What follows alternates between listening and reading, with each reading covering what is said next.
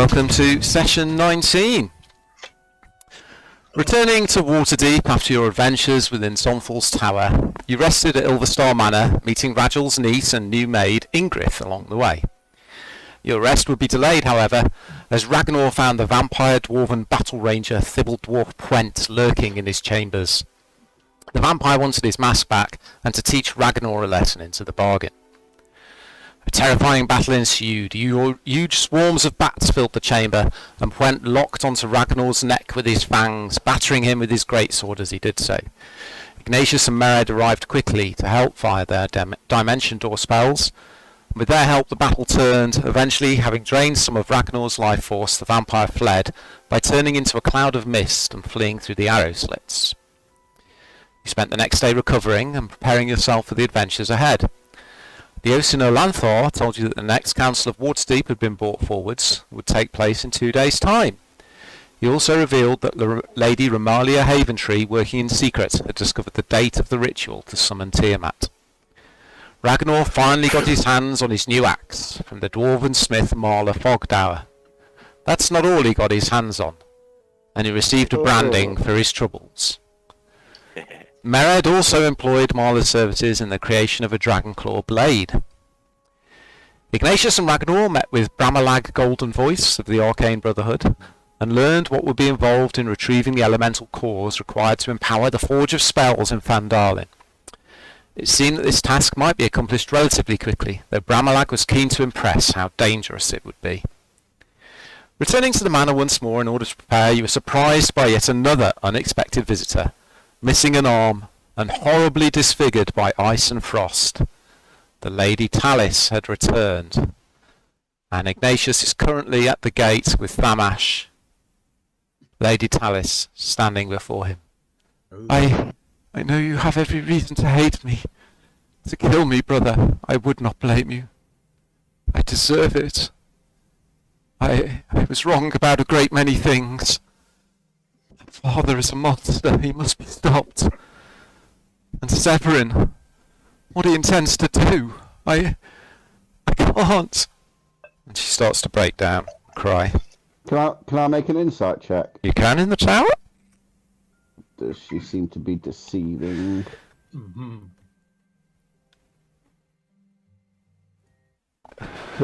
You're 100% sure. I wasn't going to say it. Well, it was, but she seems genuinely upset and in a lot of pain. As I said before, she's missing one arm below the elbow. Her face is covered in huge scars. The left hand side is blackened from frostbite. The left ear and eye are both missing, as is most of her hair on that side of her head.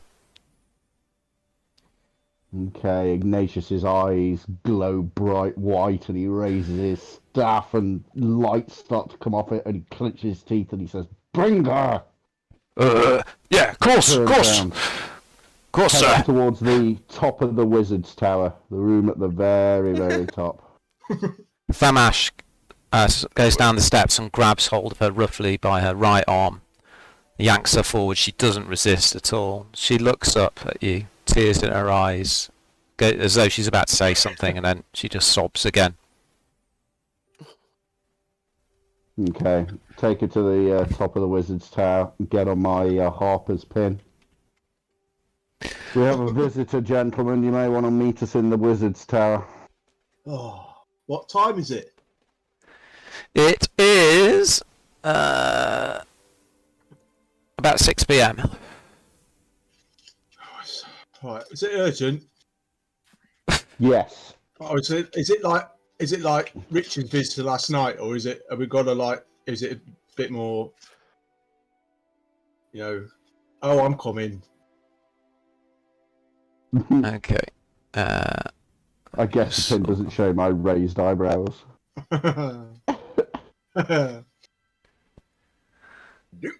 Okay.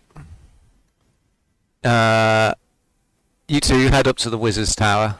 Thamash roughly pushes Talis in front of him and stands her in the middle of the room. Get a chair out and put it down. Okay. Just bear with me on a second. Sit.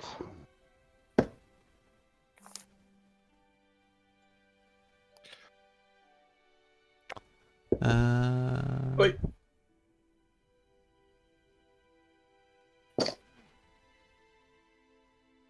She sits in the chair. Okay.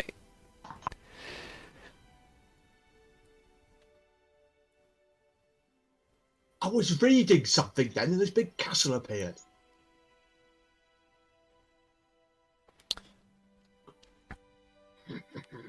She looks. You come in. You see Lady Talis, as I described, badly disfigured, missing an arm. What the? What the hell's she doing here? Where are the guards? I start shouting for Tiamat. Tiamat!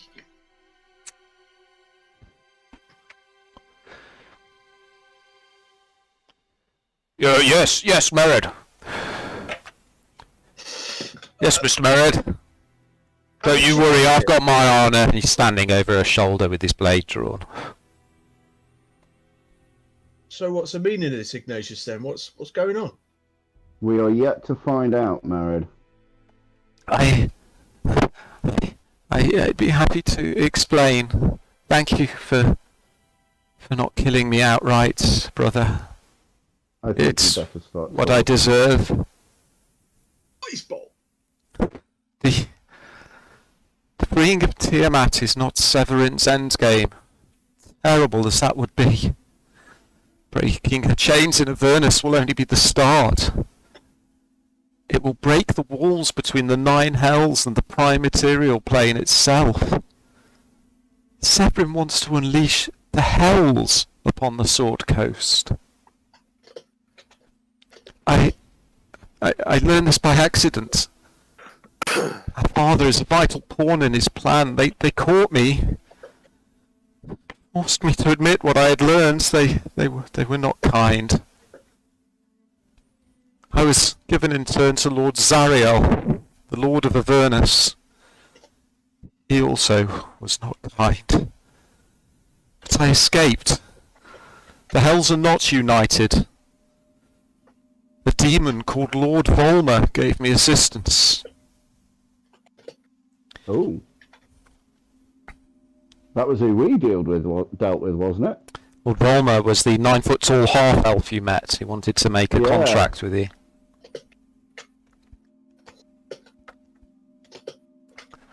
I've come to beg you, brother. I prostrate myself before you. Help me. I found a way to stop him, to stop his plans, to unleash the hells, if not stopping Tiamat breaking free. Surely the release of Tiamat is our father's endgame. Why would he be party to this? He does not know. He does not know what Severin plans? She nods. But you said a Ralphator and Severin caught you. Severin caught me.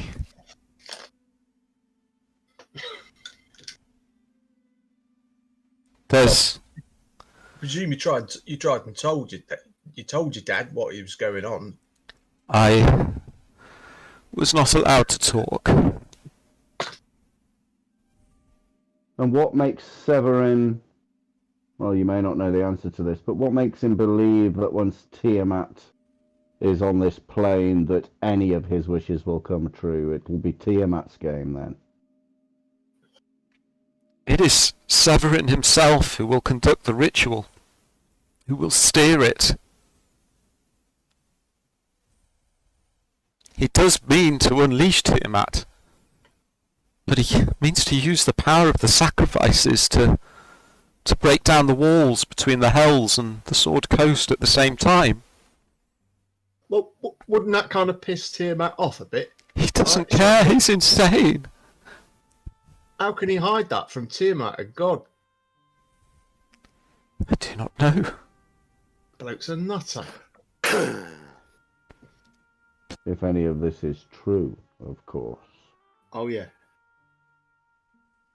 She just stares at you blankly. There is one hope to stop him. And also repay my father for what he has done to me. There's an item that a Ralphator fears more than anything else. You must know, brother, of the Archmage Tulrun, the Eluskan who slew a Ralphator's entire family, who gave birth to a Ralphator's path of vengeance against you. Yes. Tulrun's stave, the cat staff, the stave of your direct forefather. Your mother was Tulrun's ancestor, remember? You could use the stave to end him once and for all. You are unique, brother. A descendant of Tulrun and a child of a Ralphator. The stave, you could do it. What is this item called again? The cat staff of Archmage Tulrun. The cat staff. And where is it? It has been lost for an age, but with Lord Volmer's help, I've discovered where it lies hidden. I know you have no reason to trust me. I know you want to kill me. And to be honest, I would thank you for it. But I also know that our father must be killed. We are of his blood. We're strong enough to do that together. A couple of things. Never presume to think you know what I think. And two, you didn't answer my question. Where is it?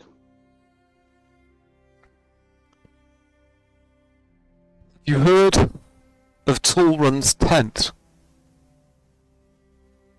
Have I? Make a history Heard of check in the tower. Oh, do you Well, know? actually, you don't need to be in the tower. You either have or you haven't heard of it. My God. Yes, you have heard of Tulrun's tent. It was rumoured to be the ancient home of Archmage Tulrun. Somewhere in the Cold Wood, far to the north. But it's been lost. No one's ever located it, as far as you're aware. As far to the north as in above the icy wastes of the glacier. No, it's east. It's slightly to the south east of that. Let me see if I can find a map.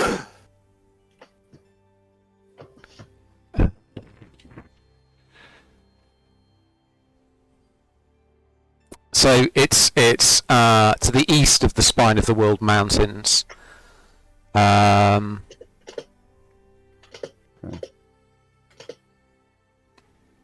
Northeast of Silvery Moon.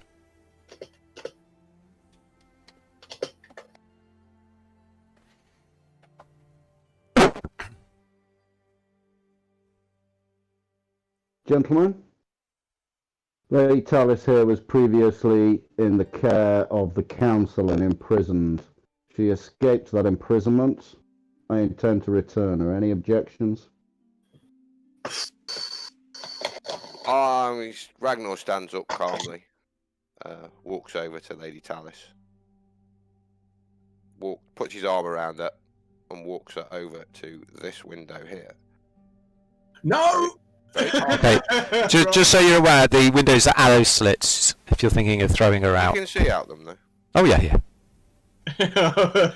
She's gonna take a flying leap out the window. Look out this window. Yes. See that grave down there? That little grave down there. She doesn't say anything. She just closes her eyes and nods. Do you know what's in that grave? No. The head of my young squire you sent me.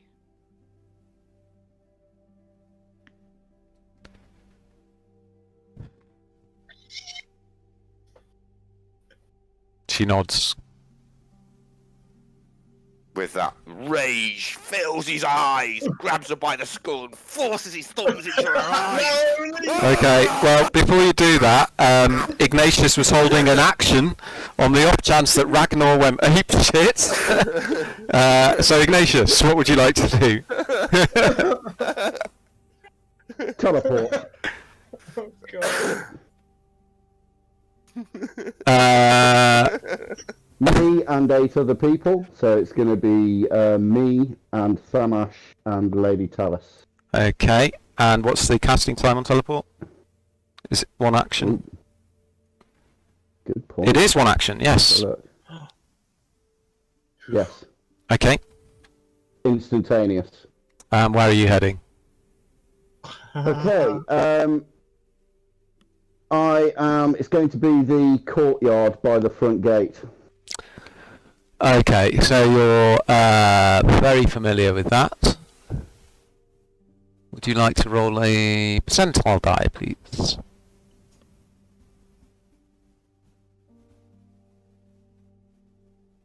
How do I roll percentile? Is it just 2d10? Or? If you right-click on the D10, Got it. percent, drop it in the chat box. Okay. Okay, as you go to grab her, Ragnar, there's a blinding flash of light as the hairs on your arms stand up as though with static electricity, and Ignatius, Thamash, and Talis have suddenly disappear. You're stood there blinking, your eyes raging, reaching out Gonna for pay for nothing. that over breakfast. Damn that wizard. All right now, Ragnar, calm down. Right, Ragnar just starts smashing the room up. Okay, as you appear, you stagger slightly, but the ground underneath you is firm.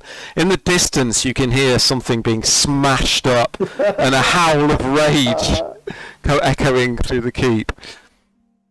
Okay. With me. Oh, don't do that again without telling me, Mr. Ignatius. Oh, he's got a strange shade of green. We're heading to the Lord's Keep. Right, My leather and he coat reaches out and he the grabs gate. Talis. I'm going to speak into the pin. Ignatius, where have you gone with your sister? I need to have a word with her about the staff. I need some information about it. Meet us at the Lord's Keep. We're heading there to imprison her once more. Right. I'm on my way. I scared the shit out of the dogs. Oh. Oh, baby, bless I'm him. sorry. Bless him. Daddy's very angry. Ragnar is terrifying. Ignatius sent me a whisper saying he's keeping a very close eye on Ragnar and was setting an action up to do just in I case. expected you to walk in and just chop her head off immediately, so I thought I better preempt this. That was my initial thought. Okay. I thought I'll see what she had to say first. We know each other so well. Okay. She's just because she's not the one that's going to be sitting on the throne. Now she's all about stabbing all that lot in the back. I want nothing to do with it. Okay. Neutral good. Any means to the end, to the better good. You lead her through the chilly evening streets of Waterdeep. A light snow has begun to fall. She's wincing with pain, limping heavily with a stoop, but she does her best to keep up. She's not resisting at all as you march her through the streets. A few people stop and wave at you and point at you as you walk past, being a minor celebrity as you are now. My eyes are glowing white. You get to the Lord's Palace, you're let in. Where are you heading? Heading back down to the cells. We would have known where they were before from... Okay. Yeah. Okay. You head down towards the cells. There's a couple of guardsmen down there. They look up at you as you approach. Where's the sergeant on duty? I'll just go and get him. Sarge, you need to come out here. It's the bill. Yeah. Sergeant Bob Cryer.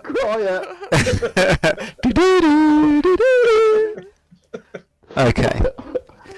A woman in her mid-30s, wearing leather armour a truncheon at her side, and a cloak flung across one shoulder enters. She has shoulder length reddish brown hair cut in a bob, and quite a nasty disfiguring scar across her mouth.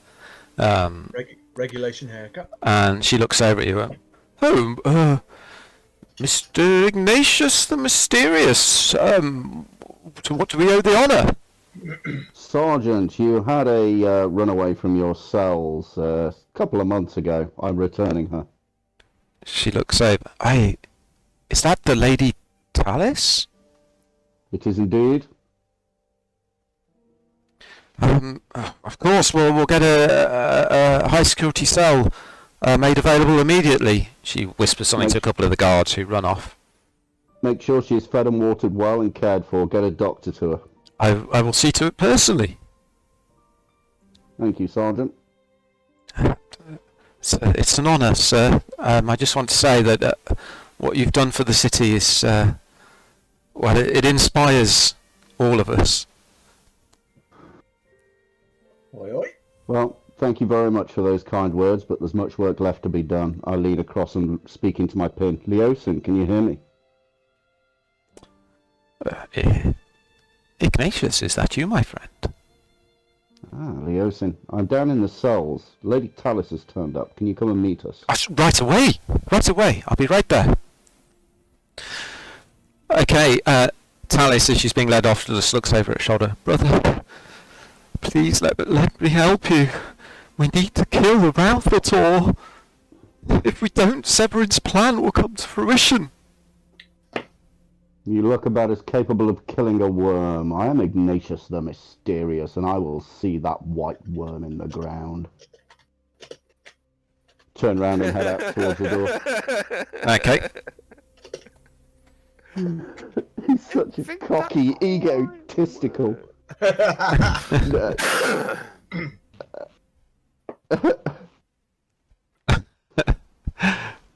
Okay. Married. It's GM, isn't it? It's GM, not DM. I don't know, to be honest. I think it's GM, yeah. GM, I think it's GM, yeah. But yes, okay, Ragnar, we'll deal with that in a moment. Okay, Mered arrives at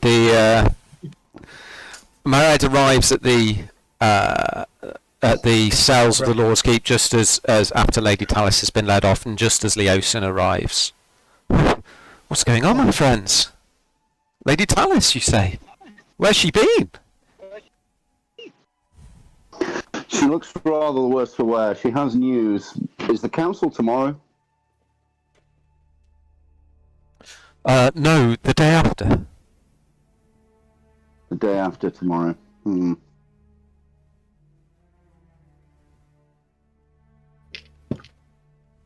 Well, she can have a day's rest, get ready, look presentable, and present it to the council, and she can spill the beans.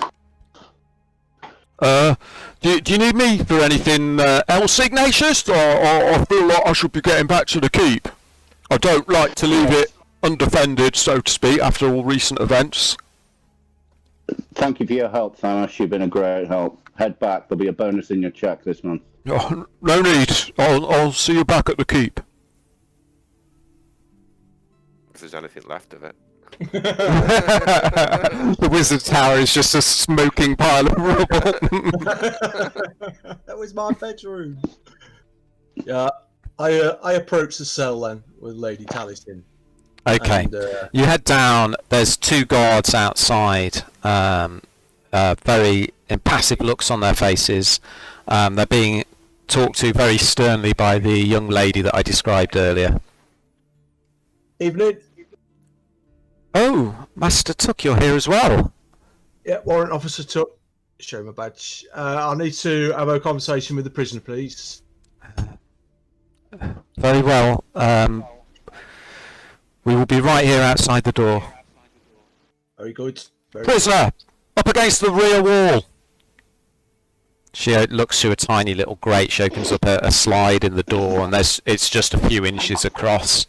And then she gets out a key and unlocks it. And ushers you in. Thank you very much. You'll either hear me screaming or nothing at all. and I'll speak to you in a bit. That's all. We will be here. Okay. Wait for the door to shut. And I'll... So, Lady Talis, I was wondering if I could just ask you a few questions. I want to do nothing but help and atone. Believe me, you could be of great help when it starts now. First of all, I was just wondering, how on earth did you get out of here? Because that's a handy trick, that is. It was not my own doing. It was it? a demon from the hells had been sent by Severin. I believed he used magic on the guards to modify their memory. So nothing you could, like, teach me or anything? No, like demons. Oh. Right, this brings me on to my other question. Yes. This stave, this capstaff of the Archmage, Tauran. Tauran, yes. Tauran. Tauran, is it? Or how do you spell that? She looks at you slightly quizzically through her one good eye. As it sounds, I suppose. Tulrun? Tul. Lovely. Just got to... Oh, yeah. I need to get all the detail. I've got to fix these details exactly. So I was wondering if you could... Do you know what this staff looks like, approximately? I do not, but I know where it is. But is there anybody who would know what it looks like? Have you got any clues as to how tall it is? Is it a big, 6-foot staff, or is it a little wand, or... I do not know. It has been lost for hundreds of years, but Tulrun was one of the greatest archmages. Would there perhaps maybe... Was that something he carried about on his person, do you reckon? Might there be pictures of him with it? Maybe. It was the focus of all his power, his ability to shapeshift. All right. I see. But you haven't got no more details you could perhaps give me. It's a shame. I can tell you where it is, and I can take you there. I can tell you that it must be used to slay a Routhator. I can tell you what Severin plans to use a Routhator for, how he plans to open the hells. Lovely. It's all good information, by the way. Lovely. So Severin can't open the hells. That's lovely. Okay. You got everything you need, have you? I would like to be speaking to my brother and making plans to slay our father. Well, you know what he's like. He's got a bit of a... Well, he can be a bit fiery sometimes. It's a bit icy. Just give him a little bit of time. He'll come round. He might, you'll see him again. Don't worry. I have so much to make up for. Okay, can I get you another blanket? That would be kind, thank you. Lovely. I'm not going to knock on the door. Warden? Yes, Master Took. Yeah, I'd like to leave now, if that's all right. Thank you. Okay, she opens the door, glares at Talis. With just the force of a glare keeps Talis pinned against the far wall. She lets you out. Locks the door behind you. It's a bit nippy in there. Perhaps you could fetch her an extra blanket. After all, the council will want to see that she's been... yes, of course, I can do that, yes. Unable to speak. Just say no, there's an echo, really bad echo somewhere. It might be because you're on your phone, Mark, I don't know. Let's have a look. I don't know. Okay. Okay, Ragnar. You head down to the Bearded Mermaid. Yeah, it's a bit of Mark. don't know how you fix it. Fine.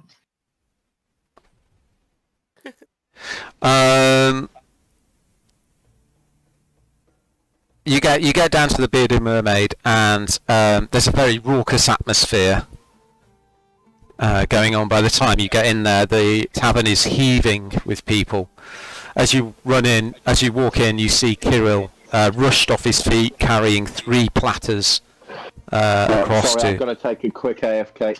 Okay, carrying several platters of food across to a table.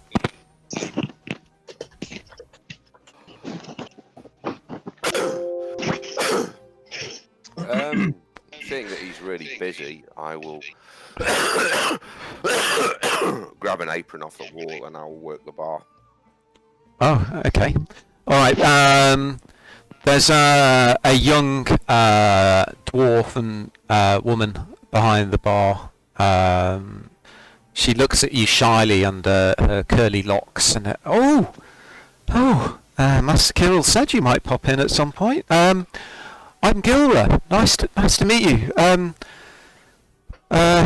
You are right. Please, could you take this to the table of halflings over in the corner? And she hands you Pleasure. a platter with a round of drinks on it. I'll take it over. Okay. There you go, gentlemen. Okay, they're all laughing and joking. They say thank you. One of them flicks a copper coin at you with a wink. I'll catch it. Okay. Thank you very much.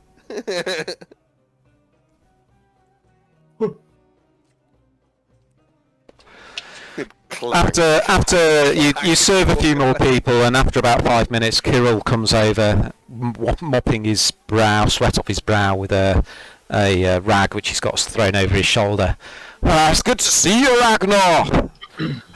Look, you shouldn't be doing this, my friend. You go take a seat. I'll bring some drinks over. Okay, I'll go over to the VIP area.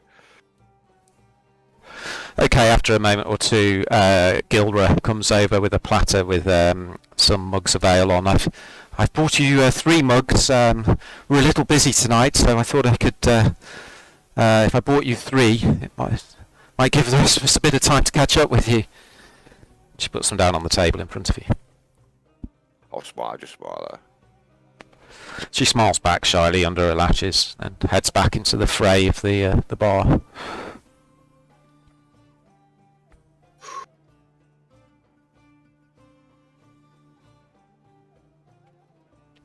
Okay, I'll sit there. Okay. After you sit there, the first beer goes down very quickly. You feel your rage start to cool slightly with the ale as it hits your throat. A couple of the halflings stand up on one of the tables and start doing a jig and singing a song about their apple orchard together. And there's very soon a band of other halflings are all standing around clapping in time, as cheering them as they sing and dance. I should enjoy my evening and forget all about the dragon call.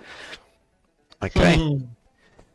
Okay, so you spend a few hours there. Gilra keeps popping over to check if there's anything you need. Kirill pops over briefly to say hello and apologise that he can't give you much attention. Not required. And proceeds to nosh you off. It's a little early in the evening, Dave, for you to start. Okay, Ignatius, what are you doing? Oh, he's AFK. Mered. Okay, so you leave Ignatius talking to Leosin and head back out into the city.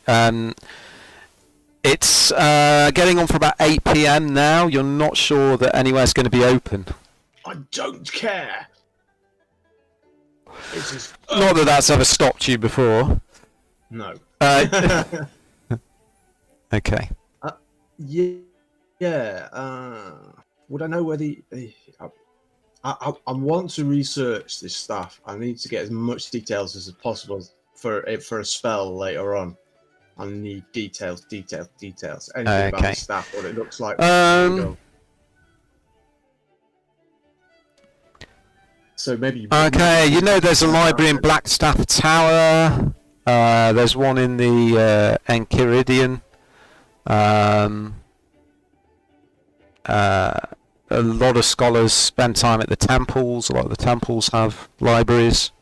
Would the Arcane Brotherhood have a place? They don't have a place themselves. Wankers. Anything with Let me change the music as we're not in the... any library to do with wizards? Yeah, there's Blackstaff Tower. You could try there. I'm heading off the Blackstaff Tower. Okay. I'm heading off the Blackstaff Tower. By the way, bye.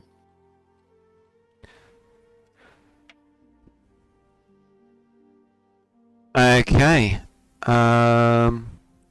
It's a foreboding structure, but a recognisable landmark in the castle ward of Waterdeep, towering above the other buildings.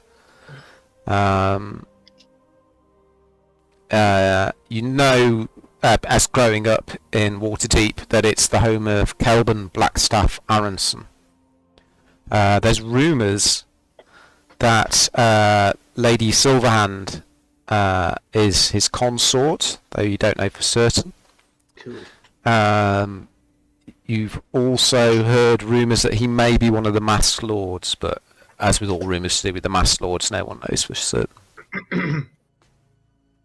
Excellent. I shall approach the doors and rap smartly on them, and continue rapping smartly on them until I am answered. Okay, you are answered after a short while. A gnome answers the door, dressed in green robes, which reach to the floor, and poking out from the bottom of the robes are the curly toes of some very ornate green velvet slippers. He's completely bald-headed and has a very long earring in his left ear. Welcome back. Good evening, Master Gnome. Yes? I've come on some very urgent business on behalf of the council. Oh, how can I help? I need whatever help you can give me to research an ancient artifact, and it's extreme importance, and time is pressing. Really help. I will have to go and speak to Lord Blackstaff. Please wait here. Excellent. He disappears after a few minutes. The door's flung open. There's a very tall, imposing man stood there in long black robes with a purple shirt underneath. He has jet black hair with streaks of peppery greying and a full black beard. His eyes are very dark. He's got a very long, prominent nose. He peers down at you. Master Talk, is it? Lord Blackstaff, I presume. Yes. Come in. It's cold out tonight. Isn't it? Yes. Getting colder. He leads you into a very ornately decorated corridor and then into a little side room. Just looks out over Sword Street. The tower itself appears to be made of smooth black stone. You see in the distance before you turn off there's a large central stairwell leading up into the tower. There are windows, large windows, which show the street outside, though the windows were not visible when you were outside the tower. I'm making a mental note of all this in case I ever need to come back and maybe do a job or anything. Can I get you something to drink? What do I owe this honour? Well, no, we'll forego the drinks and get right down to the crux of the matter. As you know, we're helping the council, and I wonder if you could help me and help the council. I need to pick your brains as to the capstaff of the Archmage's children. I was wondering if you could give me some. I need to find some information on it, and I was looking to maybe beseech higher powers if they could, with the knowledge you give me, if I could find out more about it. Is it vital importance? to our effort against dragons. I'm sure I can find you what you need. Please, take the weights off your feet. I'll be a few minutes. Oh, thanks. Oh, I don't mind if I do a drink. Yeah. The gnome comes back in with a pewter wine jar and some ornate crystal glasses, which he lays down on a table and pours you some wine. He just stands there quietly in the corner. Cold out, isn't it? She fucked up. After about 40 minutes, during which you try and make small talk with the gnome, but he just smiles and nods and expects his fingernails, Lord Blackstaff comes back in. He's carrying under his arm a hefty, very old book, which he lays down quite reverently on the table next to the tray of drinks. I think this may contain some of what you're looking for. This is the history of Tolrun of the Tent, the Uthgard Were-Tiger Archmage. And here, look, is a picture of him with the staff. Oh, wonderful. Oh, right, it's got, what is that? Is that like a tiger's head on it? Or is that, would you say it's a lion or something? Oh, I want. So, yeah. Is there any... Tolrun was rumoured to, or so the legends say, have the ability to change his form into that of a tiger. Tiger. So there'll be a tiger's head on the staff. Yeah. I see. Looks like a bat to me. Kill him. Do you know? Have you read this book before? Has you studied it at all? Yes, of course. Perhaps you could point out the juicy bits about the staff. Like anything made of. I do not believe there is much about the staff itself in here, but let me have a look. And he starts poring over the book. He points out a passage. Yes, as you can see, Tolrun had access to a large number of magic items, but his cat staff was the most iconic. It was rumoured to grant him the stealth and agility of a feline whilst he was in human form. And as long as he was in physical contact with the staff, it could create supernatural shadows for him to hide in. Oh, wow, that sounds very interesting. And has anybody seen it recently, or? No, it's been lost for many years. If anything, it would be in Tolrun's tent, but the location of Tolrun's tent has been lost. The mages say that it exists in some kind of pocket dimension. There's a way of guarding against his enemies, of which he had many. Oh yeah, like the dragon. Was it? He had a bit of a ding dong with the Ralphator, was it? Oh, you know more than you let on, Master Took. Yes, indeed. He investigated Ralphator's, and he had a network of spies working for him who looked for clues as to the location of the beast. It's rumoured that Tolrun slew Ralphator's family, though was unable to slay the beast himself. Oh dear. Well, what a shame that was. He saved us a lot of trouble if he'd have managed that feat. Wow. You have been most helpful. Yes. Thank you very much. So this information you've given me will be of great use. Great use indeed. Well, it's a pleasure to see you. I will tell Lady Silverhand, who have been by to visit. Oh. Yeah, my condolences. Sorry? Oh no, I got that mixed up. Is this something I should know? No, sorry, I'm thinking about somebody else, sorry. Oh, it's been really, but it's been hectic, mate. Yes, the wine of Silvery Moon is quite potent. Oh, telling me. Oof. I'll have to get me some of this. Anyway, I'll. Very good. Could I get you a carriage or something? Well, don't mind if you do. Yeah, back to Ilverston Manor. Yes, of course. Okay, so he arranges for a carriage to be summoned to take you back to the manor.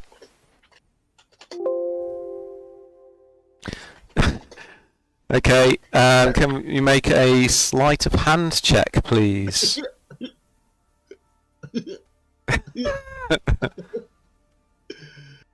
Oh God. Okay, you as you stand up, you slide the crystal goblet under your arm. The gnome and Lord Blackstaff don't seem to notice. Lovely. That's going in the chapel. That is.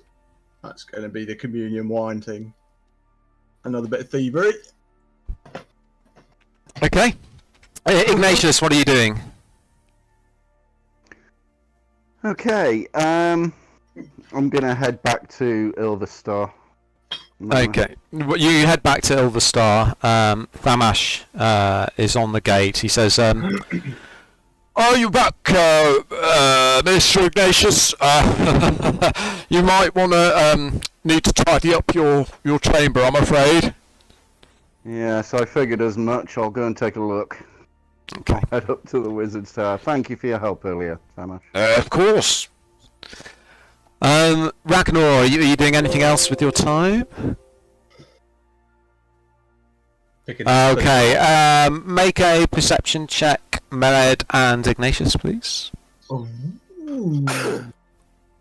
interesting. Okay, Mered, you notice as the carriage pulls up, Ignatius, you just see him disappearing into the castle. As you're about to head up the stairs past Thamash into the main part of the manor, you notice that you look across and you see the slumped form of a body on the ground near Reynard's grave. I'll immediately rush into the shadows, try to hide, and then sneak up. Who's noticed that? Mered. Okay. Okay, make a high check, please.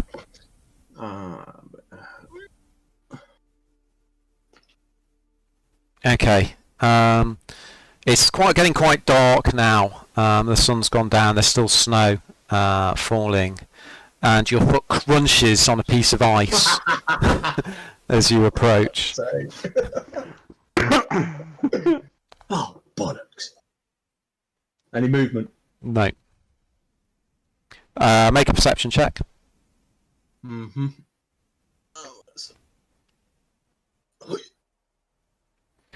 There's no movement, but you hear a sound.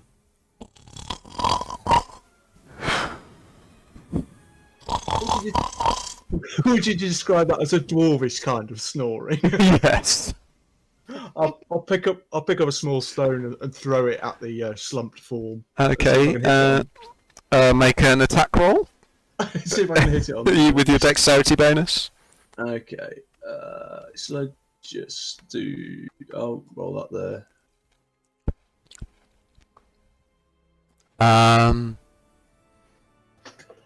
Okay, it just chinks off his armor. Can you make a perception check at disadvantage, please, Ragnar? What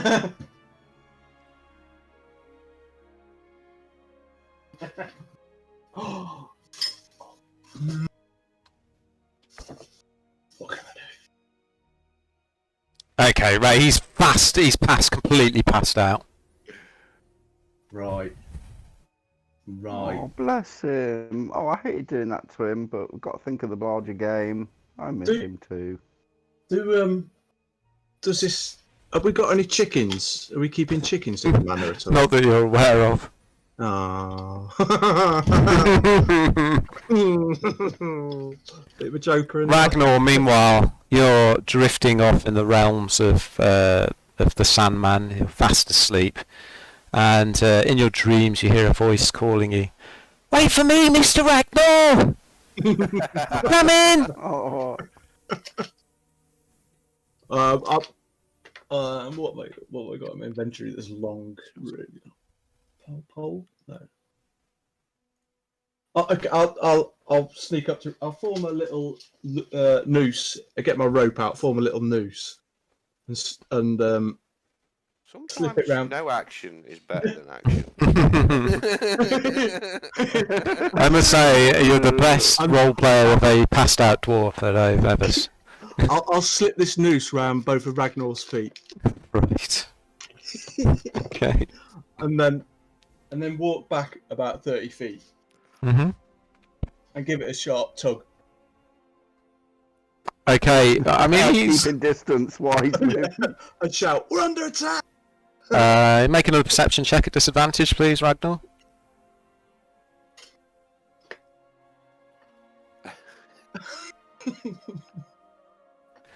Okay, you hear in your dream, I'm coming, Mr. Ragnar! I'm coming! We're under attack, Mr. Ragnar! And then there is a sudden thump as your face is dragged through the icy snow around the grave. You feel something pulling at your legs. Well, I'm not trying to pull him away. I'm just giving a sharp yank on the rope. Mm-hmm. And then just see. You kind of come to through the fog. There's snow smeared up all at the side of your beard. I didn't pull him over. Oi! Oi! I'll try and stand up and walk, but obviously my feet are tied now. Okay. You stand up, you start to stagger, take 2 steps, and then just fall face forwards and face plant into the snow. Talk! I think it's time you went to bed, mate. That could have been anybody. I started snoring again. That could have been anybody Okay. sneaking up on you, and we would have been. You're down answered by the loud snoring sound. I'll grab me Harper's pin. Thamash is suddenly by your side, chuckling to himself. I'll carry him up to his room, shall I? Yes, yeah. I'll get me rope back. I'll try anyway. He All right. carefully picks Ragnar up. It's a bit difficult with all the spikes on his armour. But manages to heave him up and drags him inside. Okay, Ignatius, you spend half an hour tidying your room. The chair, the table, beyond repair. The bed only has 3 legs. It's lurching at a strange angle, though you could probably sleep in it. Does anybody wish to do anything else? Not for tonight. I think tomorrow we need to crack on with this Bramalama Ding Dong stuff. Bramading dong. Yeah, I want to. Bramaloga golden voice stuff. Yeah, as I said, I want to place that crystal goblet on the. Okay, yeah, you place it down on the altar and say your prayers. And I'm going to swap some spells over. Whoa, what's happened to my spells? What the fuck? What has happened to your spells? Whoa. I accidentally pressed loads of buttons. I don't know. What have you done to them? Oh my god, Dave! What the hell? What the hell have you done? Okay, hold on. Let's perform some surgery on Dave's character sheet. What the fuck? Food's taking a while, isn't it? Silence. Is that supposed to be? You could ditch that. That's silence is already in. That should be in my level 2. That should be. Okay. So, yeah, thank you. Yeah. If you can drag silent, you can drag that in, can't you? Or do you need me to do it? Okay. What the? Okay. Okay, so you'll settle down.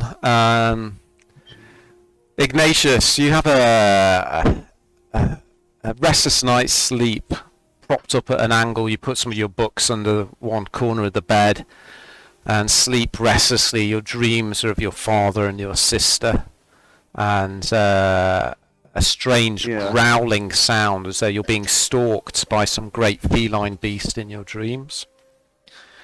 Ragnar, we know what he's dreaming about. Reynard, and though a face emerges out of the darkness in your dream, Ragnar, it's a young dwarven woman with curly black hair, peering shyly under her locks at you.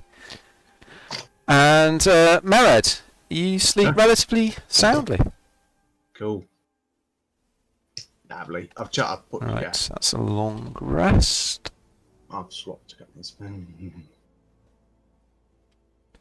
Okay. And you awaken the next morning. Lovely. Breakfast. Oh, pancakes. I hope there's pancakes. Down to the common room. Okay, you head down to the common room. Ingrid and Ragel are there, a couple of the guards. Morning. Oh, morning, Mr. Tuck. Won't be long. Lovely. Lovely. Nothing to report, Ragel? Head down. Okay. No, Mr. Mered, there's nothing to report. Smashing. Good morning, Mr. Tuck. Morning, Ignatius. How did you sleep? Oh, wow. I had bad dreams. Oh, dear. It wasn't... Was your bed comfortable? No, there was some tidying to do. Yeah. I think most of the bed frame was smashed. That was a handy little trick you had with you and your sister there. Well, we've seen Ragnar's axe at work before, and as much as I'd like to see my sister in the ground for what she did to him and Reynard, it's... If that information is true, it's too good to just let go of. We've got to think of the long game here. Yeah. The Sword Coast. I did a little bit of digging on Torrent's staff, and yeah, the right ding dong with your family and whatnot, and right, quite a powerful staff he had. Yeah, he was a right geezer, that's Torrent. He was a right mover and shaker, but unfortunately, he died. So, and as to where his tent is, do I know much about him myself, Neil? Or well, you've obviously heard of him. Make a history check.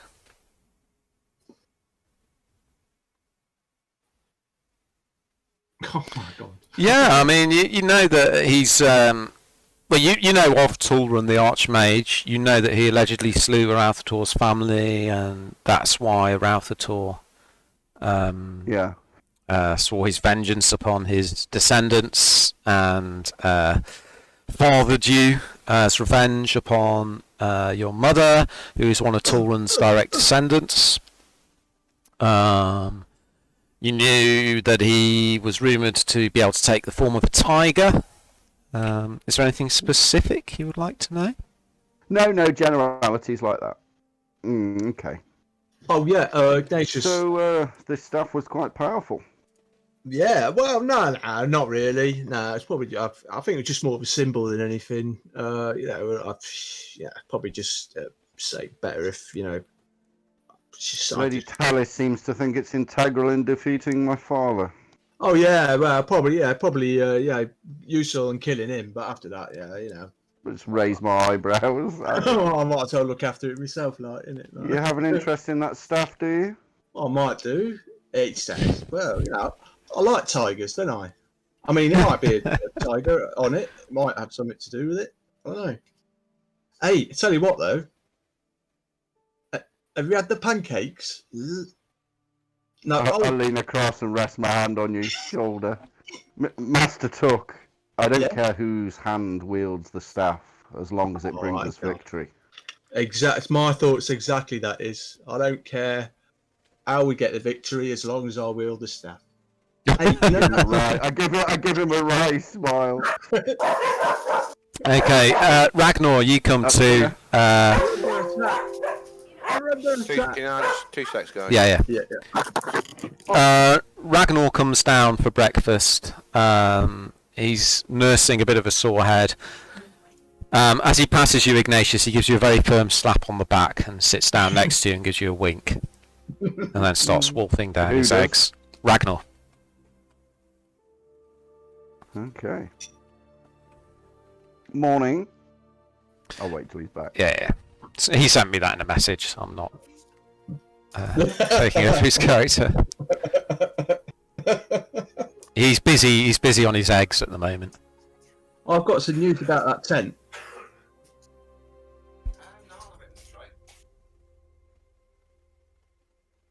Need 2 minutes, guys.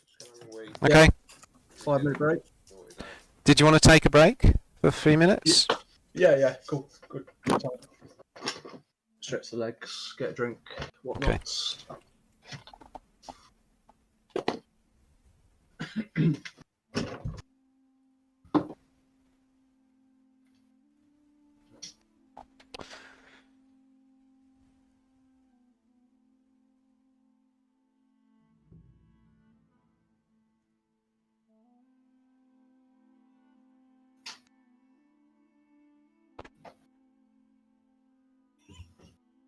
So Ragnar comes down. He gives Ignatius a slap on his back, winks at him, and then tucks into the big plate of eggs. Good morning, Ragnar. Morning. My apologies for yesterday. I understand your pain. More important things. But I believe the information she has, if it is true. There's a sudden screeching noise, and Mered's chair flies back across the room, and he lands heavily on his backside and disappears below the table. Are you all right there, Mr. Mered? Yeah. I'll have a look around, see if there's any obvious cause of what happened. Make a perception check. Is there... Brilliant. No, you're completely baffled. Is Ragnar wearing his armour to breakfast, or...? Well, it's up to Ragnar. I presume he does everything in his armour. Pretty much everything. Yes, it has attachments. Like Crichton.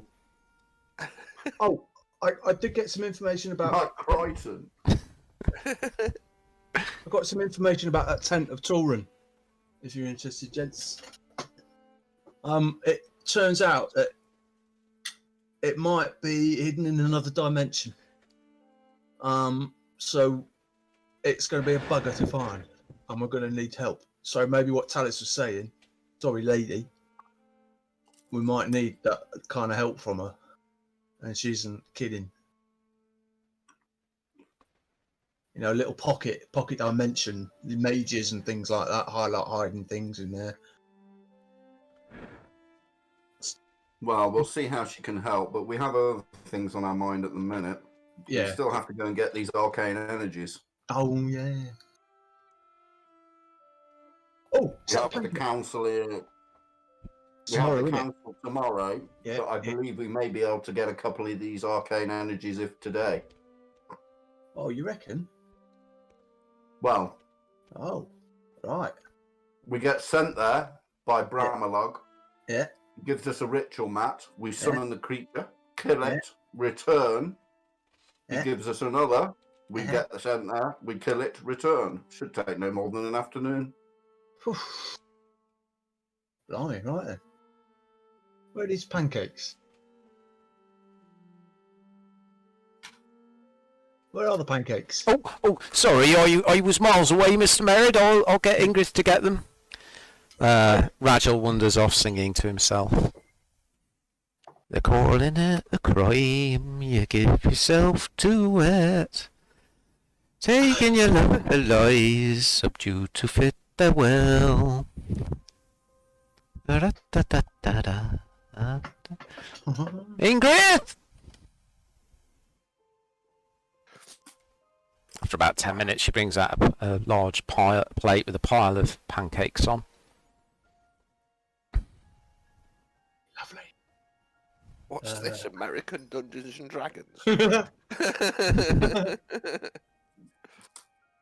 It's the bacon and eggs woman. A cup of Builder Street. Okay. Full English. You have your breakfast. Ingrid's not a bad cook. She's not as good as Dorica was, but the food's filling. It's hot, it's tasty. Thank you, Ingrid. Oh, you're welcome. All comes out the same. Okay. So what are your plans? What are you doing? I just need to go for a little shop. I need to get some ingredients for a spell, if that's all right. Yeah, sure. Should we meet at Bramalad Golden Voices in a couple of hours? Yeah, where was that again? Remind me. I can't remember. Where was it? It's in the Lord's Palace within the Arcane Brotherhood's embassy. Lovely. Right. Okay. All right. What are you doing then, Dave? If you're heading I'd off. like to get. I'd like to get library spells cleric for fifth level. The legend lore. Incense worth at least 250, and 4 ivory strips worth at least 50 gold each. I'll need to go to the vault to get myself 200 plus 250. Your magics are very expensive. They are. I need to get 500 gold from the vault. I'll do Okay. you now. Yeah, precisely. I mean, help yourself. I think somebody's got a gambling problem. I just need some more money for components. Okay, you go head off to the vault and get your money. You could head to Tiger's Eye. They might have some, or you could head down to Schimo's weird bottle concoctions, if you remember, where you took the potions from. Yeah. An incense shop, and maybe a jeweler's would have ivory strips. I reckon. Anywhere that isn't run by a Rakshasa would be fine. Okay, you can head down to Schimo's. Okay. Down in the We've not trades seen the ward. Viper recently, have we? Need to keep our eyes open. Had to remind him. No, he takes no reminding, believe me, if it's coming. It's coming. I forget nothing. Okay, yeah, you head down to Schimo's. In the market, in the trades ward. It's a very tall, spindly building. The floor's built at slightly odd angles. A plume of smoke coming out the top. A brass plaque with weird bottles concoctions. In I go into the shop. Okay, Schemo the gnome is inside. He peers at you over his glasses. Oh, we've got a visitor, my friend. Yes, we have. Look. Yes, can I help? Mr. Schemo, yeah. I do hope you can. I was wondering if you. I'm in the market for some incense and ivory strips. Strips of ivory. Always happy to help a fellow runner. Aye. Yes, we're always happy to help, aren't we, my friend? Yes, we are. Yes. He goes off. Fetches you what you need. Lovely. Muttering to his invisible friend who seems to be hovering over his shoulder as he does so. Yeah, about 250 smackers of incense and 450 gold smackers ivory strips. Someone's been doing very well for themselves, haven't they, my friend? Oh, yes, well, you thought you might be able to dress a bit better if you can afford that. Yes, my friend, I agree. Yes. Oh, here it is. Yes. He scarpers up and down a ladder, bringing a jar down, which he opens up. And you do your trade. I've taken the money out of the vault for you. Thank you. Well, a good day to you. Yes, good day. Yes, say goodbye. Goodbye. Bye to you as well. And you. Bye. Looks at you quizzically. Okay. I'm out of there. Freaking weirdo. No. Back to the manor. Okay. And then you head down to Lord's Palace.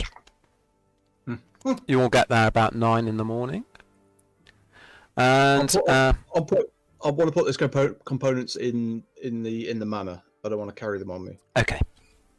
Okay, just make a note. Okay, you head down. You're led into the octagonal chambers of Bramalad Golden Voice again, and one of his acolytes brings him in to see you. So we have all the equipment ready for you now, gentlemen. Have you decided where you will travel first? Oh yeah, it was that. I believe, gentlemen, any preferences? We have the highest mountain, the deepest ocean, the darkest cave, or the hottest fire. I believe the highest mountain might be interesting. Yeah. And are you prepared for the journey? As I said, the creatures holding the mystical elements are older than much of the world itself.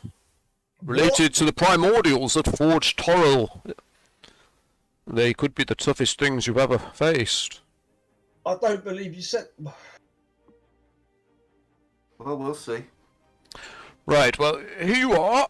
He hands you over a strange item. It's like a 3-foot long stave with what seems to be a strange drill bit at one end, carved from some unknown metal that gleams with a purple light. This is what you will use to extract the elemental core once you have defeated the primordial. And this, and he passes you over a large, what appears to be a large rolled-up carpet. I hope you have some way of carrying it. Once you have reached the right location, simply unroll it. You'll see it has all the summoning sigils already engraved. Read out this scroll and prepare yourselves. Okay, I'll put that in the bag of holding. Okay. When you're ready, let me know, and I will open up the portal. Any tips on how to defeat these primordials? You will need all your wits about you. They are ancient beings of great power, great elemental power. Elemental. This could go horribly wrong. They abide in some of the most inhospitable places in all of Faerun. Right. But, you know, give it a try, eh?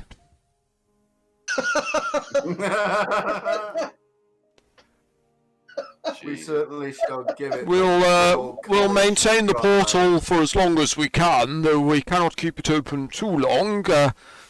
We don't know what else might come through. I don't suppose you can spare any help to come with us at all? I'm afraid not, no. Right, okay. I mean, we have already provided you with the necessary equipment. It has taken many mages, many days and hours' work. We've been working round the clock to prepare these. Well, I don't want to say a word against your mages sitting at home in their comfortable towers doing this very valuable work. Lovely. Shall we be off then? That's a backhanded comment. Yes. So, to the highest mountain, to collect the pure elemental energy of air, we will transport you as close as we can to the summit of the highest mountain in the world. Once there, you must climb to the summit and spread this large, pre-made ritual summoning circle. Once it has been laid as flat as you can, you will then cast the ritual to summon the greatest of the world's air elementals. After defeating it in combat, you use the tool to extract its core, and then return here. Do not break or lose the extraction tool. We have only been able to create 3 in the time we've had. And we've just barely had time to fully cleanse and purify this one for the journey. Yeah, keep it in a bag. Is there any way they give it up without a fight? Maybe it could, have a... I'll put the tool and the ritual thing in your party inventory. It's the only way of getting it by killing them, is it? Then you can't, convince. Well, if you can convince the oldest air elemental within Faerun to allow you to drill into its core. Well, we tend to be doctors, or I suppose dentists. I don't know. Well, the council said you're the best they have. Yeah. I suppose they know what they're doing.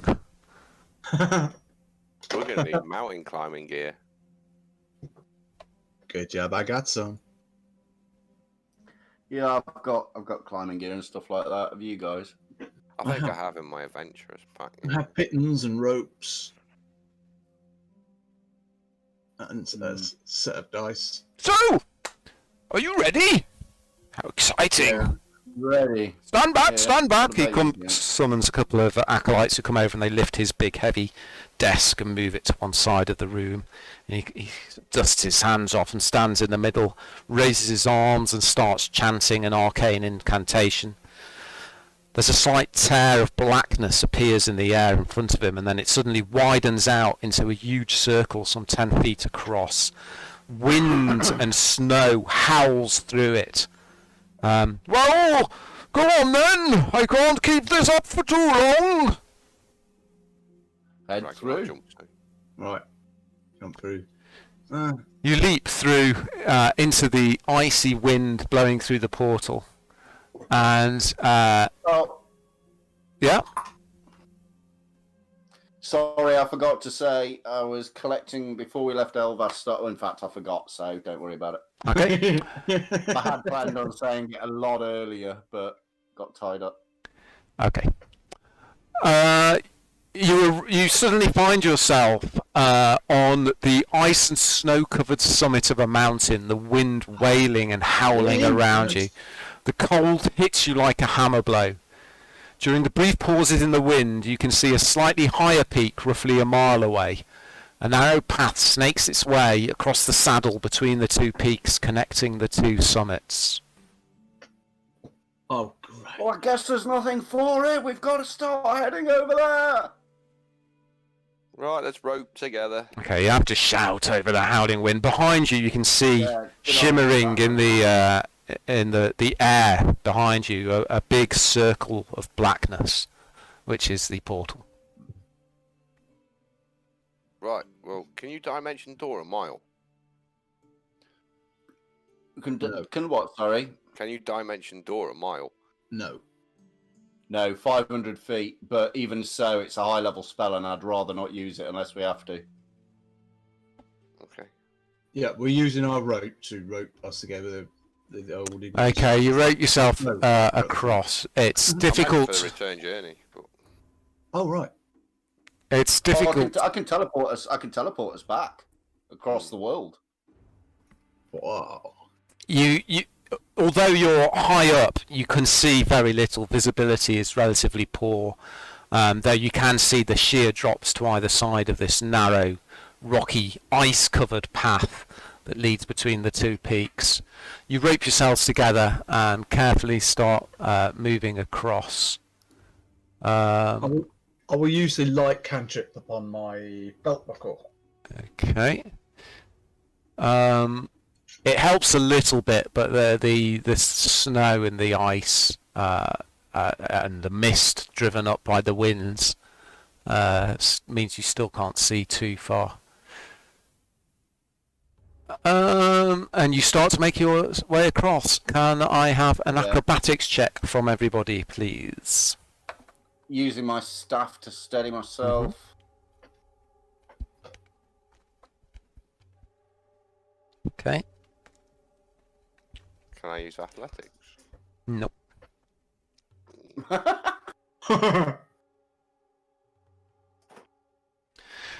Okay. You Brilliant. You manage to move forwards, and there's one hairy moment where the wind almost picks Mered up like a kite, and he actually kind of hovers slightly before being blown off to the edge. But you anchor yourselves and grab hold of the rope holding, and manage to grab him back before he flies off in the wind, and slowly make your way across. The ravine below your feet is very deep and steep. You can't see the bottom of it. You finally arrive on the other side of the path at the foot of a cliff about 80 feet tall, which leads up to the top of the far peak.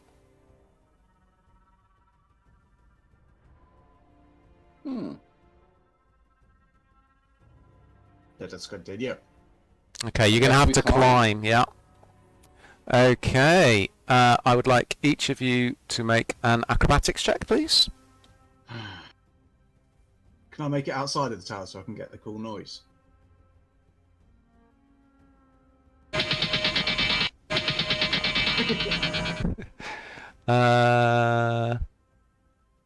Okay, Ignatius, you're about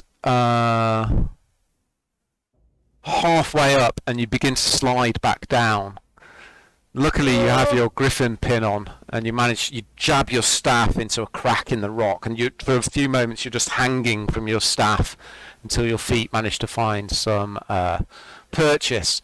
But the strain on your arms as the wind blows you, at one point you're almost blowing horizontal as you're hanging onto the staff. Your arms are aching. Can everybody make make a constitution check, please. Just me? Everybody. Oh shit. Look, I'm a flag. Ragnar. Okay. Oh my god. It takes you maybe half an hour, but you eventually pull yourself up onto the summit. You are all exhausted and suffer one level of exhaustion from the climb. Does that affect? Exhaustion, I believe, means you make certain rolls at disadvantage. Let me just double check. With a 20 roll, I get exhaustion. It's a good roll. Yeah, but you failed your acrobatics. Okay. Nice sidestep there. Well, no, you failed either the acrobatics or the constitution. Yeah, you get disadvantage on ability checks. Ow. Until you take a long rest. So, like, more constitution and dex. But you've done it. After an arduous climb, you've finally reached the summit you originally saw far off in the distance. Unlike the paths to here, it's surprisingly clear of snow. The unceasing winds shoving you against you as you climb these last few hundred feet to the summit are probably why.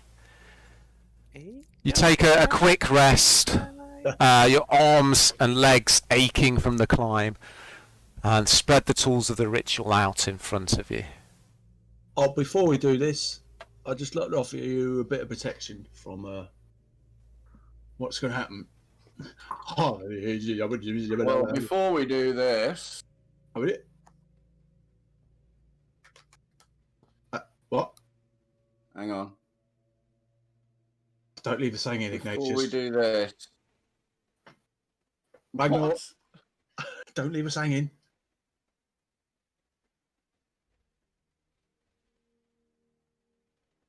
What are you doing? Oh, What's going on? Hang on, just bear with me. This is better be worth it. Yeah.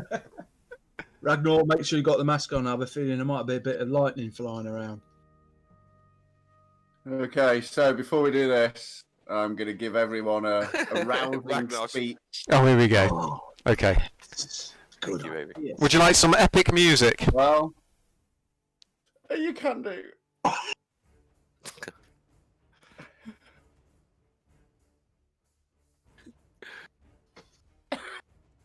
Just get the song lyrics to "I would walk 100 miles" from the Proclaimers. Just use that as your speech. After Merid's tip about wearing the dragon mask. Ragnar stares at him, looking through the blue dragon mask. Right. Okay, fire away, Ignatius. Well, Ragnar, Master Tuck, Yeah. the time has come for us to show our true colours here and It's our gonna take- courage. It's going to take long. As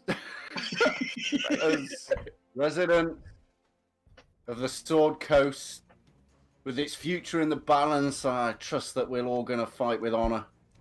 This fight on top of this mountain here today, it's of the utmost importance to us all and to the people of the Sword Coast. And should we fall, the enemy will be one step closer to victory. But we fight for our homeland. Not just for that, we fight for the free people within. And we shall fight until our very last breath. Our duty is to stop the enemy. And we're going to start right here. None of us are allowed to die until we've killed this. No, until we've destroyed it and gathered its arcane energies. Do not just expect to return home alive. Respect to return home alive and victorious. The question of this day will not be answered by speeches like this, but by iron, magic, and blood. No. I hope not. Okay, excellent. Oh, that was wonderful. Okay, let's hang on. Just need to select everyone. Ragnar's wrapping the fingers do of this. his dragon axe. His dragon axe. I walk up to Ignatius and blessings of the gods upon you, sir. I'll cast protection from lightning onto him, and then Okay, I'll cast Death Ward upon myself. okay. I think if you cast it on me with the dragon mask, I then get immunity to lightning. Yeah, but Mark hasn't got any protection against it. Death Ward isn't concentration, is it? No. Okay, cool. Okay, I'll share a map with you. If you would like to place yourselves where you would like on the map. It's quite a big one, so it might take a minute to come through. Or in Mark's case, several minutes. Yes. You can see us. So I'm not going to lock the tokens. You can place yourselves where you want, and then I'll lock them for the combat.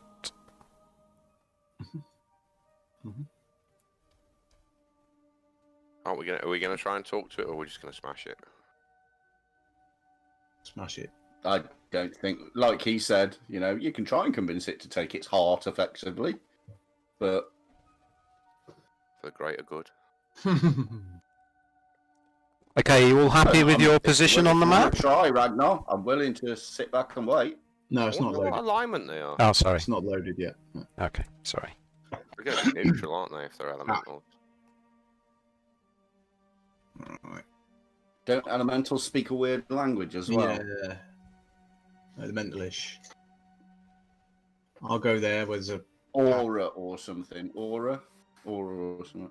I think we should spread so we don't get hit by AoE. Do we know exactly where it's going to spawn? No, You'd need to lay the mat great out. idea. You'd lay the mat out on the very top, which is what you were instructed to do. So you kind of put the mat. Let me draw you a square. Oops.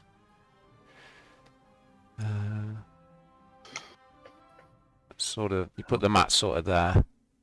I memorize a banishment I spell. will. Has everyone got the map? Yeah. Mark? Mark? No, Okay, let's wait for Mark to. no. Can you hear me? Yeah. Mm-hmm. Yeah. Let us know when it's come through, Mark. Okay, I will.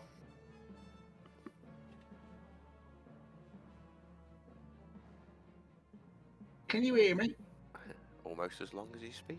I'm gonna quickly switch back to Discord on my phone. This is cutting out now. Okay. Perfect timing. I'm sure nothing important's going to happen. Right. We'll stick Ignatius on the top on the map. Right in the middle at the top. And then leg it. Run back down through the portal. We're coming! Dude, you got love, ain't you? Shh, back.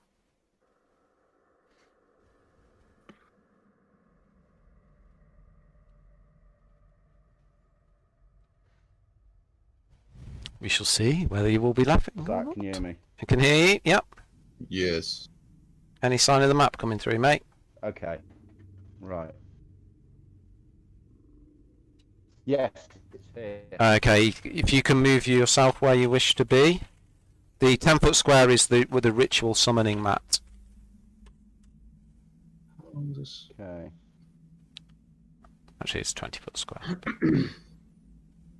I'm going to shout Ixon before the combat starts. Okay. Okay. And it'll keep me warm, the axe. You pull your axe out, shout Ixon. With a roar, the blades and the claws leap into flame, casting a reddish glow all around you. Is everybody happy? Yeah. Yes. Right at the bottom of the mountain. Okay. Who's got the rug? I'll go tell you who's got Okay. it. You spread the tools of the ritual out in front of you, arranging them in their proper places. As you begin the ritual, a feeling of potency is the only word that fits, fills the air. After a while, you can feel a small breeze spiraling into the centre of the circle. By the time the ritual has reached its final stages, it's a howling, raging wind, and then it stops and form begins to take shape. Oh my ancient. And with that, let's have some initiative checks, please, everybody. Okay, here goes. Our death incoming. Oh, yes. Too bad. I got some. Oh, baby. Okay. So, just bear with me 1 second, guys. There. With that, Ragnar, your axe gleaming with fire. There's this huge, monstrous whirlwind of air and ice crystals forms in front of you. What would you like to do? I will nod to the others and then engage said foe. Let me just lock the tokens. There we go. I think I've got it targeted. Is that working? No, you don't have it No, targeted. hang on. That was control. There we go. No, you do. I will not reckless. I will, however, rage. Crush your enemies, see them driven before you, and hear the lamentation of their women. And I will start with... Fuck it, I'll go great weapon. I don't know what its armor class is, so I'm going to just test it with a great weapon. Okay. You need to step towards it if you're going to hit it with your... But fuck it. This thing needs to go down quickly. I'll go reckless. Okay. You need to move towards it as well. Oh, do I? Yeah, you're not Sorry, quite in I range. thought it was taking up that space. Won't let me move any far forward. Okay. I think Alright. I'm Yeah. on I the think edge you're of it, right. so- I think you're right.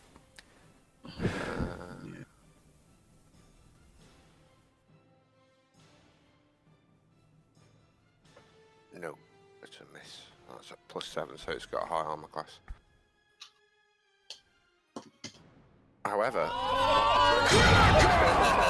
Okay, your first blow, your axe swipes through the winds. The flames on your axe dim slightly as it goes through the cold air, but you'd make no connection with anything. And you swing again. And this time there's a crunching noise as the axe bites into something unseen within the maelstrom of whirling ice. Nice. Right. Now I get another 2d6 on this. That You doesn't do? go automatically. No, you'll need to roll that separate.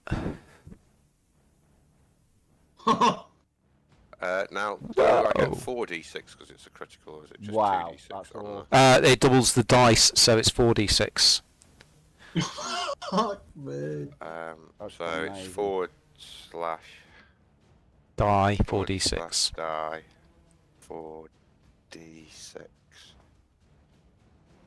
So that's Wow. a lot. 62. Nice. My biggest hit, but it won't log it because I've rolled dice. It was your biggest hit anyway. Okay, it'll be logs on the main tracker. Okay, are you doing anything? Oh, you raged, didn't you? So that's just all your movement and All my everything done. actions. Oh my god. Ignatius. Did it even Okay. tickle it? It didn't even tickle it. Oh, it's I'm sort of gonna like cast that. Blade Ward on myself. Okay. Go, that drops on. And then using my font of magic, I'm gonna cast, because that's a cantrip, Blade Mhm. Ward. I'm gonna cast Hagbolt at it. Okay. What's the range on Hagbolt? Range on Hagbolt is 60. Let me just Okay, double yeah, check. you're alright, it's 40. Oh, no, it's not. It's not. It's 30 feet, so I You- won't do that. you I'll need to cast move. Bane of Cold. Oh, Okay. yeah, I can move. Move there. Move there, and then I will cast Hagbolt. Okay, yep. Okay. Okay, there's a slight ledge in front of you. You point your staff over the ledge like a sniper rifle. Okay. And yeah, targeted. There we go. Oh, The Hagbolt slams into the side of the roaring maelstrom of ice, but you see it appearing on the other side as well. Just goes straight through the middle of it. Doesn't seem to hit anything. Okay. That's it for me this round then. Time for everyone to get balloon off the mountain. Okay. Let's see what do I have in my toy box. Oh god. Oh yeah. There's a strange roaring noise, almost like a language in the wind. As it moves across Ragnar, Ragnar disappears inside this roaring maelstrom. Can you make a... Oh, I'll do it for you. Target Ragnar. Okay. And we are making a saving throw. Oh, I made two. I'll take the first. Oh, you made it.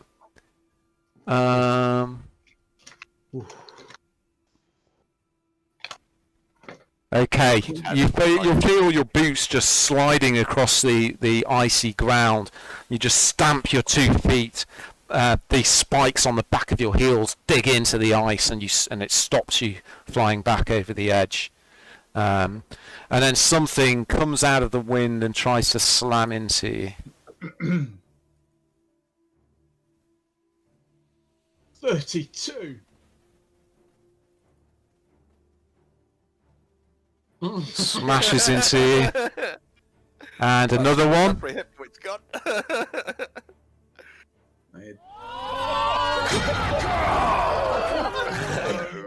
Oh god. And you find yourself battered. Pieces of ice are just... you can't see a thing. This thing's just swirling around you. And ice is smashing into you from all sides. You're feeling heavily bruised inside your armour. Okay. Marad. Well, I don't need my big shit out yet, so I'll just target it and shoot it. I think. I don't need the spells just yet. Don't need the big shit out. Mate, this thing is gonna mince us.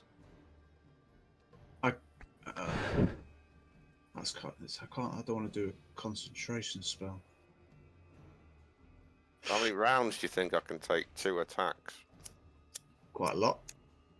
and not get blown off the side of the mountain? Baby, can I have a lighter? Baby. Yeah, there's no. I'll cast first level. Pointed it. Oh no, you don't. And I'll try and drop a bane down on it. Targeting it on that cast. Okay. No. Makes it safe. So what does that do? Nothing. Okay. Tick it off. Yep. And I'll stay where I am. Feel quite safe. Okay. That's it, is it? Yeah. Okay. Before Ragnar's go... 30. Oh, it's got legendaries. The air suddenly becomes extremely cold and fills with an icy mist, lightly obscuring your view. Everybody takes some damage. Oh well, protection versus lightning is not. Everybody takes 4 damage. Oh. Didn't have me targeted. So is it doing ice damage? This is the air. This isn't the thing itself. The air around you just becomes incredibly cold. A mist rises up around you, so you're finding it difficult to see. Is it taking into account that got cold ring on? Yeah. Yeah, cool. Crush your enemies. See them driven before you, and they hear the lamentation of their Ragnar, you can't see a thing. This icy maelstrom is completely surrounding you. I presume you're just going to start swinging. Yeah. You see the flames of your axe passing in front of your eyes out of the mist as you swing it. Nice. Do I get... You know when I did a reckless attack last turn? Yeah. I don't know whether I was supposed to get another 5 hit points on top. Or No, just you stick don't. with what Mark No, gave it's me. temporary hit Okay, points don't stack. That's fine. Okay, that's fine. If you do it again, you will get 5 temporary hit points. Yeah. Okay.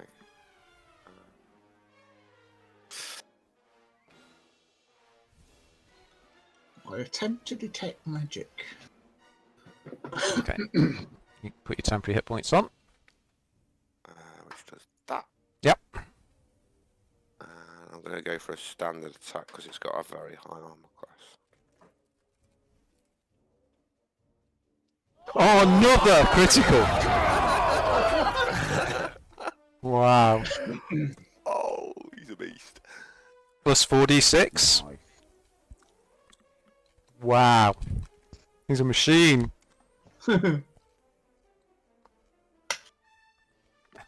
Extra 15, Jesus. Okay. Next attack. Hits. 1d6. 2d6. That's another 9. Another 9.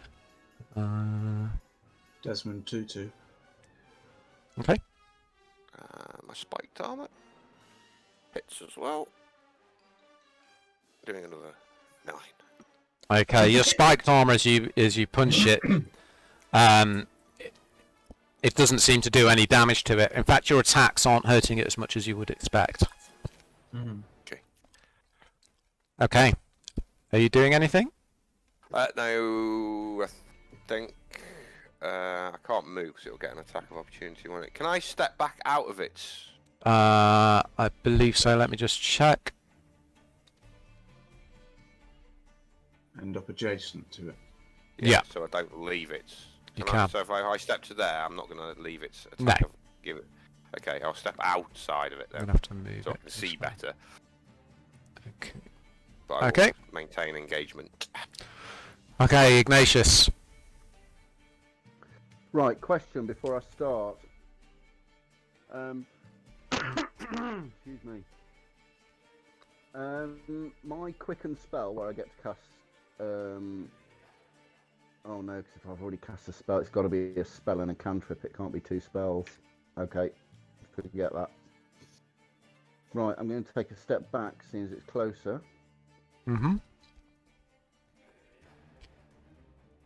And I've still got it targeted. Yeah, I'm going to cast Hagbolt. Okay, you're going to take a step back, did you say? Yeah, I've done it on the map. Have you? Yeah. Oh, yeah, nothing appeared on Says the map. 10 back. Okay. Might be the internet. Might Oh, yeah. there you wait go. a minute for it I've to... moved, yeah. Okay. Okay, you look... After the last attack, you look at the... You hold your staff and you peer at the end of it. And then you shoulder it again like a sniper rifle. Like a rocket launcher. Oh, Might happen again. yeah, you're having a few issues here. Hello. Okay, Hello. I can hear you, mate. Right, okay. Yeah, I'm on Discord on my phone, so Fantasy Grounds will be different. Yeah, it just says you lost Have a look. connection. Yeah. I'm back now, I think. Okay, Okay. Got it targeted. it is targeted. For goodness sake. Again, it just blasts right through the middle of it. Doesn't seem to impact anything. Anything else? Okay. No, No. No. I'm quite happy for Rich to take my luck on his rolls. Okay. Once again, the beast swarms over you, Ragnar. Still targeting you. Saving throw. Oh. He made that. I've got to stop clicking that twice. So you take half damage. It's difficult to remember, isn't it? And then it starts slamming you again. Huge chunks of ice slamming into you. Oh, this dragon axe. It's the shit. Okay. I fucking should have made a bow, man, not a fucking sword. Got it. Oh, why is it not targeting you anymore? What's your armor class, Rich? I think the first one misses. 17, unless Dave's cast Yeah. something. Yeah, misses with its first attack. Second one hits. Slamming you down into the ground, just onto your knee. With a grimace, you stand back up.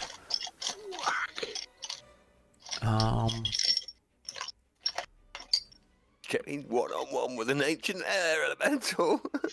Mered. okay. Ragnar's. Yeah, no, it's alright.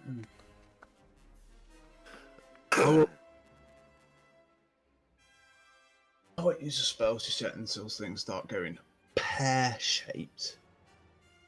No, I will! I will put my finger on it! Call down the power of the gods! I cast a bolt of radiant light right into its backside. Boo! I miss! Us! Wow. It's got a crazy armor class. Yeah. Okay, the bolt just disappears into this huge maelstrom, but doesn't seem to have any effect.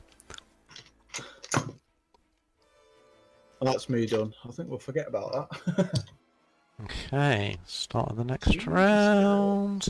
Jesus Christ. Okay, the mist suddenly thickens around you all and rises up. You're all effectively blinded. Oh. Is there any way to save against that? Nope. Okay. Oh. Ragnar. Crush your enemies, see them driven before you, and hear the lamentation of the women. Does that give us disadvantage on attack rolls? Is it? Does. I'm using reckless attack, so mine should be normal. Okay, make sure you give yourself your temporary. I give it. Oh yeah. Thank you. Oh.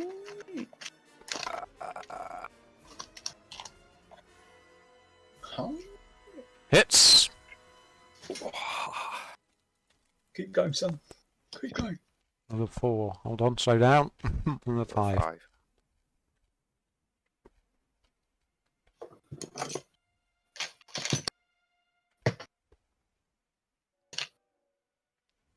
Another hit.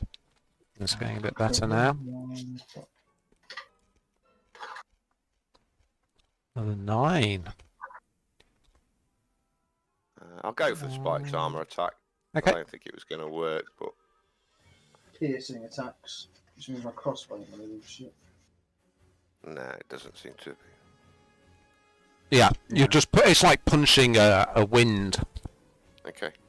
Okay. Ignatius. Okay, we're going to go for a cone of cold instead. Okay. You're going to hit Ragnar. I'm going to direct it. No, I'm going to direct it. Oh no, I'm blinded, but I'm going to point it so the center of it is kind of on the center of the peak. Okay. So hopefully the cone will miss him. Make a perception check at disadvantage.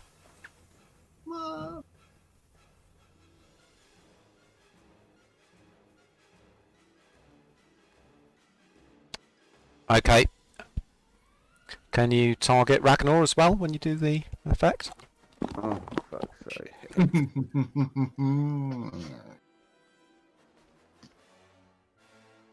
Oh God, what can... He's got cold resistance anyway, so. I can't see. Can't see. I was going to do it at 5th level, so I'm going to have to stick to that.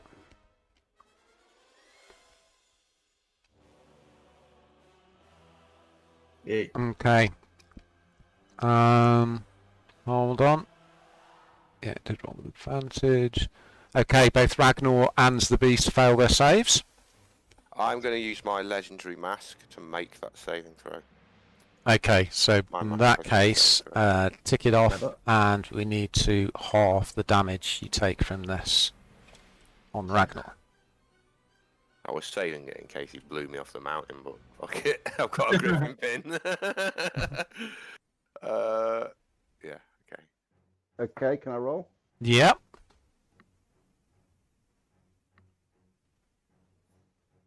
Okay.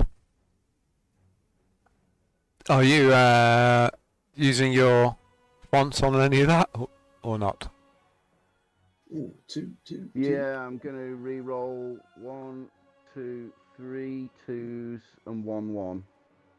So let me click 3 2s, that's 6, so that's 7 off what you roll now, okay?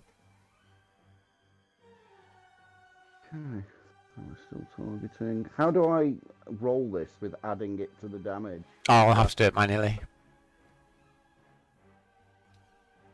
So that's 1, 2, 3, 4.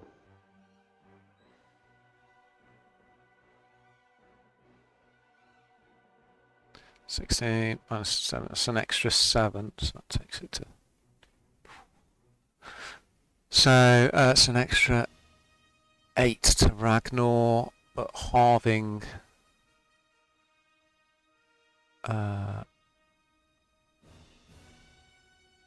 hold on, 47 halved is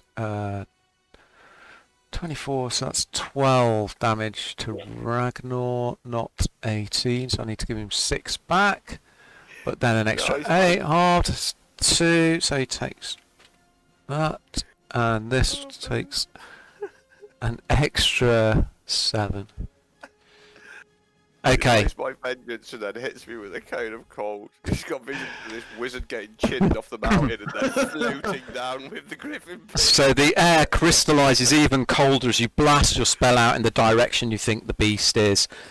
Ragnar, the ice around you, you suddenly blasted from behind as ice smashes into you from that side as well, and into the beast. There's a strange roaring sound in the air around your ears. Anything else, Ignatius? I think that's enough, sorry.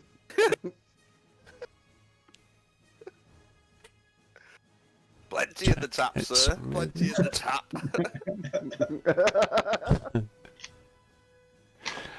150. Okay. There we go. Okay. With a roar of anger like thunderclouds smashing together, it swoops off Ragnar. 2, 3, 4. Now, let me see if what its range is on its attacks.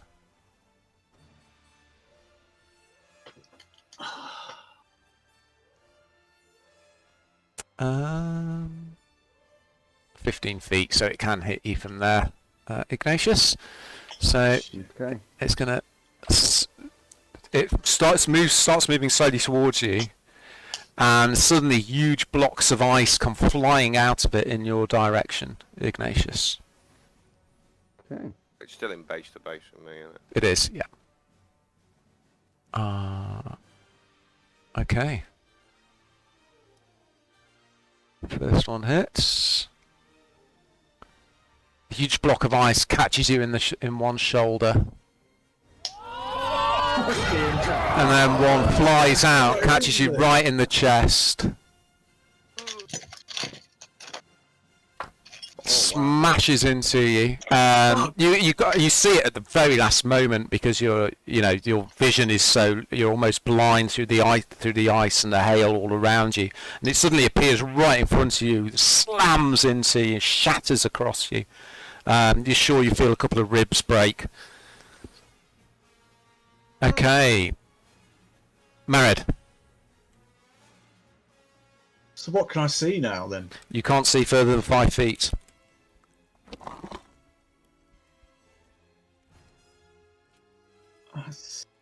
How tall is it? It's huge, probably about 20 feet tall. Okay. Yeah. What if I can't see?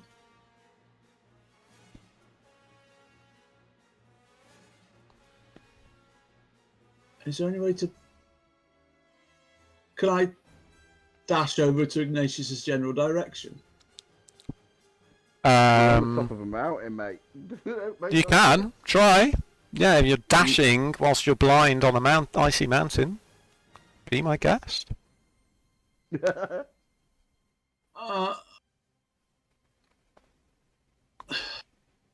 I use the dash action, difficult terrain doesn't cost you extra movement. Dash is just a normal move, innit?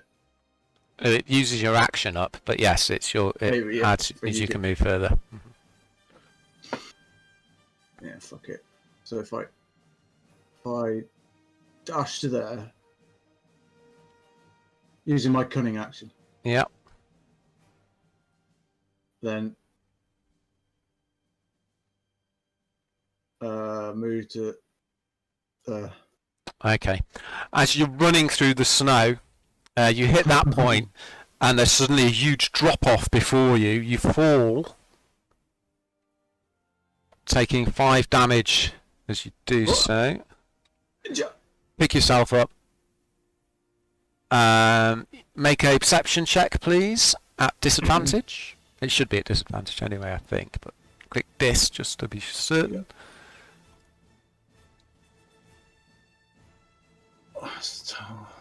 I've got 3 red dragon claws in my inventory. Cool. Still. Okay, as you're stumbling through the ice, you suddenly see a shadow come into view and then disappear again. It's a generally Ignatius-shaped shadow flits in and out of your vision. You rush off towards that direction. Okay. I'll target him. So your dash was a bonus action, is that correct? Yeah, yes. It was- Dash was using the cunning action. Okay, yeah. And then move 10. Mm-hmm. Touch Ignatius on the shoulder. What do I need with force now? Yeah, I need force. What about fists?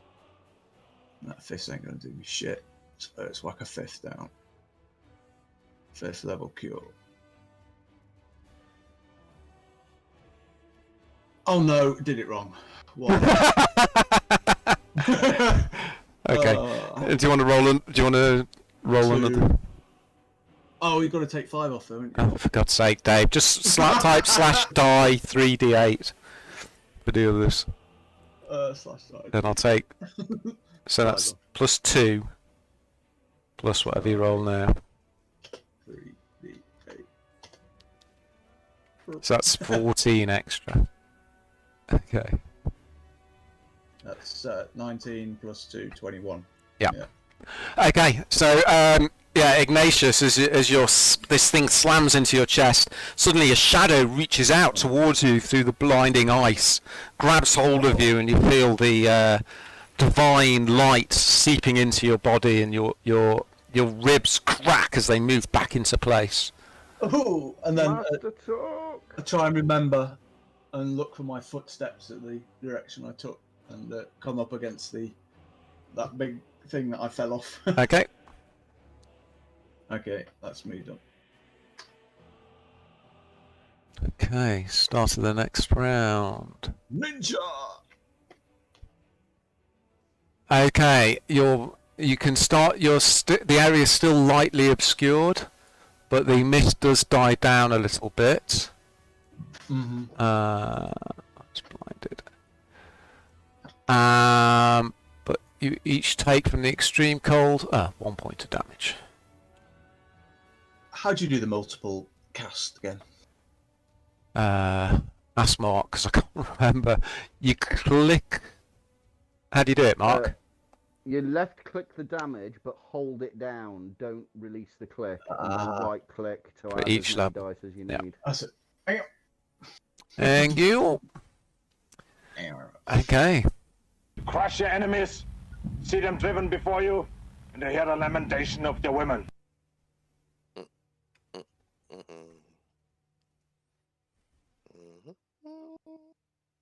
Funny. Don't forget your hit points. You have to make the little noises. What's that? I missed. What? Fool.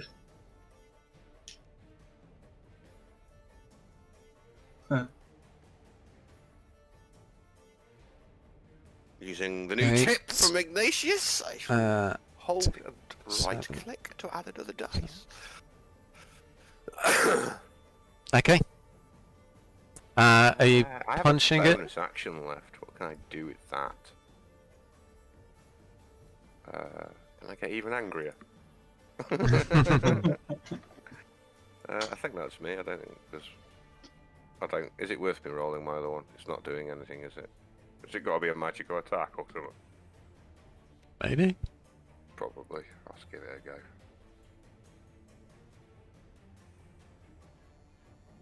Nope. Okay. Magical. Ignatius, the mist dies down. You suddenly see this thing bearing up right in front of you. Oh,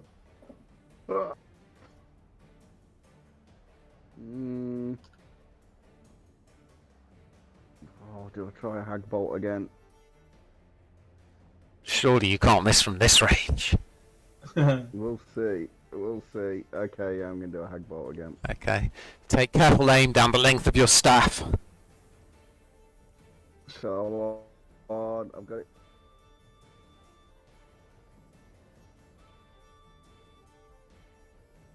Oh, for goodness sake. That's a 3, and a 2 I've rolled on attack rolls. Neil, I've got a concentration spell. Behave. Never mind. Sorry, what was that, Dave? I've got a concentration spell. Yeah. Have you taken down? How much damage did you take, though? It's like just like the 1s and the 4s and the things. Okay. And the 4. Yeah, you better roll a couple of saves and Constitution saves, please. 2 Constitution saves. 2 Constitution saves. Saves Constitution. 1. Oh, there you go. There's 2. Oh no, it's advantage for some reason. Oh, Don't there's know another what. one. Okay. Okay, what else would you like to do, Ignatius? That's it. Okay, time to spread the love. First of all, Ragnar, you can have an attack of opportunity if you would like to roll a normal attack roll. Thank you. Go away, Neil. Spreading the love. Mm. Oh, thank you. Oh, that makes up for it. Yeah. Okay. Rolled a 1 and still did 11 damage from the axe. 1, 2, 3. Okay. So first of all, it's targeting Mered No, it's not. as it swirls around and over you. Save. Oh dear. Fail? Yeah, you're picked up and flung Dragon mask. away from it. How far are you thrown? First of all, slams into you, picks you up and throws you backwards. Will my 2, 3, Griffin 4. pin slow any fall? It does, yes. Phew. And then it turns its slam attacks onto Ignatius. Gotta spread the love. Actually, yeah.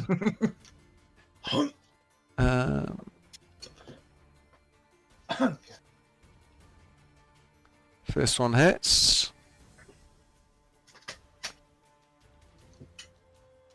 Second one misses as you duck down as more shards of ice smash over you as you're winded from this thing. Mered, you are prone, so you'll have to use half your movement to stand up. Mm-hmm.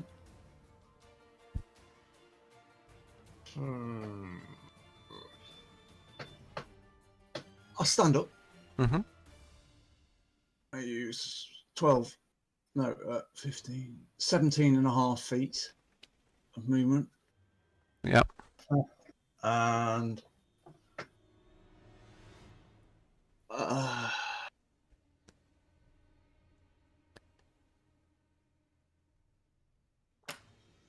fuck, what's my thing? Oh, was it wisdom? Wisdom was quite good, wasn't it? Bottom to the floor. Oh fuck it. I'll point my finger at him. I can see now, can't I? You can, yes. Abracadabra. Abracadim. I'm going to turn you into a chicken. And I'm going to try polymorph on him. Okay. Just bear with me 1 second before you do that. Uh-huh. Okay. Should, yep. Okay, so it's going to be a wisdom save. I should have done this ages ago. Make sure I've got him told. Yeah. Cast. Oh my god, it rolled with advantage and it still fails. Chicken!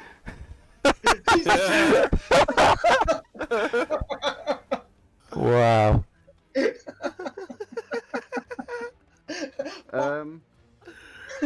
What? What? Can I just ask? Yeah. If it's a dead chicken, can we still remove the arcane thing? It will revert, won't it? Okay, well we'll just say, because I don't have a chicken token, I don't think that it has turned into... suddenly the wind dies down, and... God. Beautiful work. No, that, no, What? When Oh yeah. So we've got to kill the chicken with the biggest hit you can do. When it goes down to dead chicken, it will go down to what it was before as an elemental. So I've just like took it out the fight, but it will still go back to an elemental once you kill the chicken at its hit points that we left it. Okay.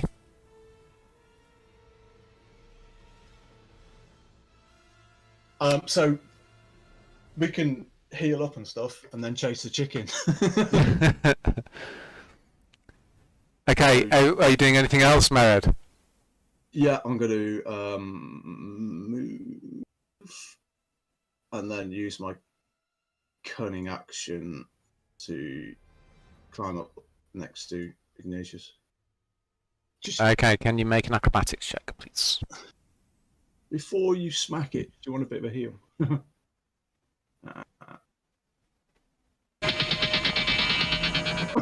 Okay. Yeah, you managed to get up over the edge.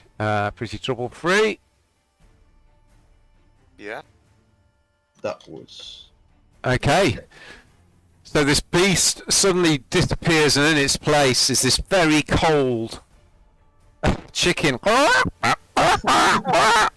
It's looking very angry.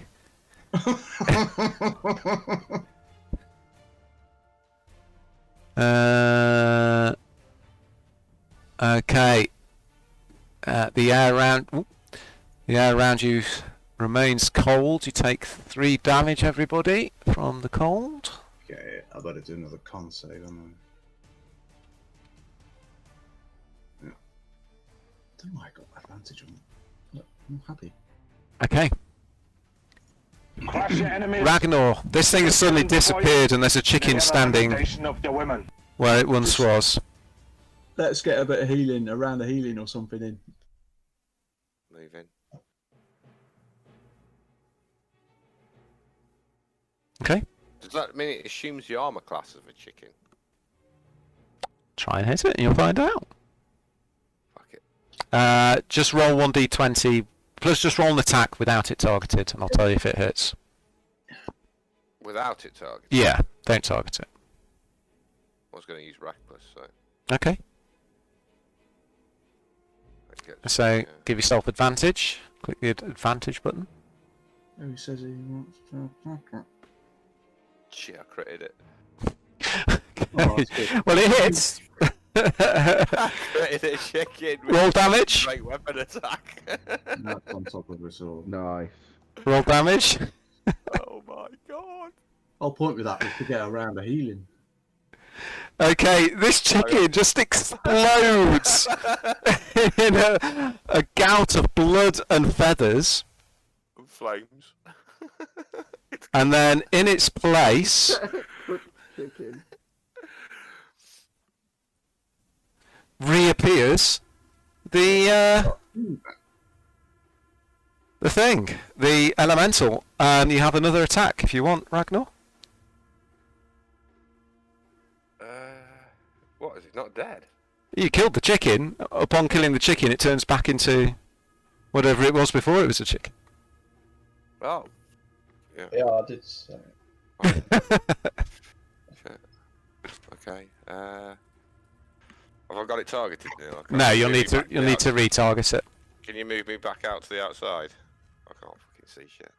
Well, it is on top of you, so not really. Why do you? Oh, okay.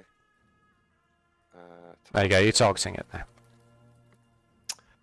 now. Does your reckless attack just last for 1 round or for 1 attack? I don't know. I believe it's 1 Let me read attack. it.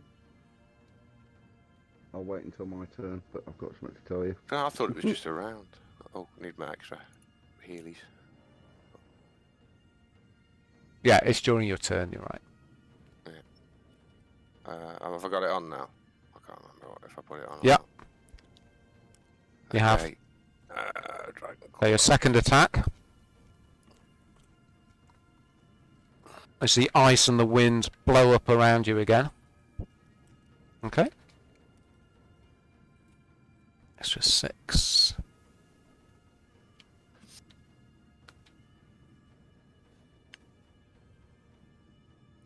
Or use my bonus action to move. Can't move. Just move to the 1 o'clock square. Oops. To there. Yeah, that'll do. It's close enough. Yeah, it's fine. Okay. Just out of its wishiness. Okay. Wow, that's me. That's me done. Ignatius. Okay. Right. What I've got to tell you is, my resist to bludgeoning and piercing is still up. It shouldn't be. Why is it? I don't know why it is. Blade Last- Ward only lasts 2 rounds. It's not on your. It's not on the combat tracker. It is for me. It's not for me. Resist, bludgeoning, piercing, slashing. It's still on there for me. It's not for me. Okay, as long as it's not for you, then Yeah. that's cool. Well, if it hits you again, I'll see if it takes it into account, but it shouldn't do. All right. Okay. Must be the lag, So I'm mate. gonna I'm going to cast a Cone of Cold. Add it.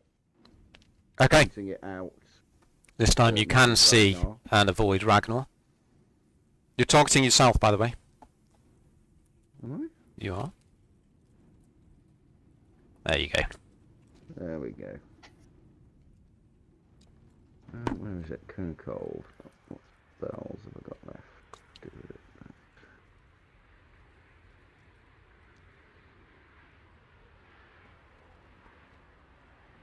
Gonna hurt. Wow, it's had some terrible saves, even though it gets advantage on saves. The beehives. I've not moved the beehives. You moved them onto the garden, didn't you? Whee! Okay, I'm going Somebody's to stolen our re-roll beehives. the 2 1s. Mark's No, dead. I don't think you need to, mate. Oh. It's Oh, I didn't notice that. Oops, sorry. a lie! No, what's going on? There we go. Wow. Okay. Suddenly the wind dies down slightly as the great beast sinks, and just standing where it was is this huge rubble pile of icy rubble. Alright, let's get this over and done with and get back to terra firma. Oh, it's Latin, that isn't it?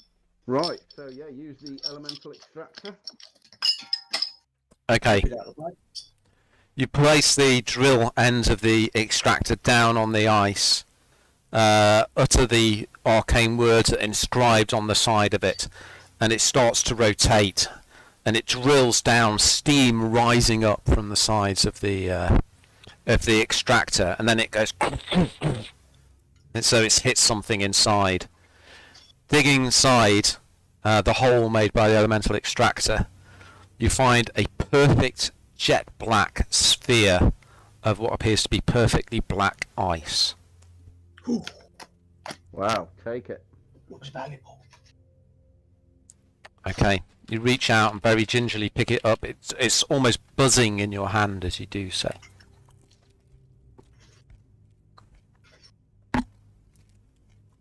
Can we go? Can I have the extractor, please? Pass it to me.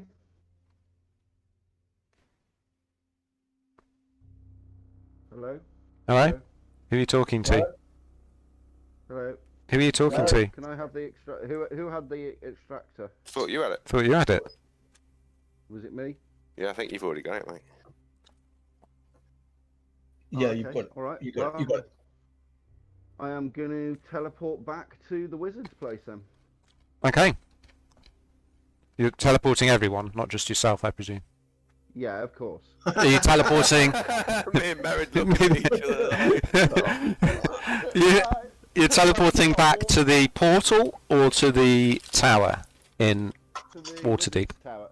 To Okay.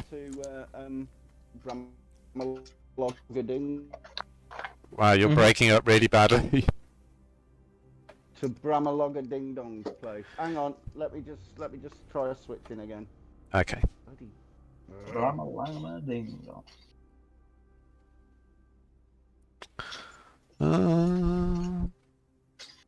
Yeah, if we use polymorph again, then we need a break to heal up and stuff. Don't run up and twat it.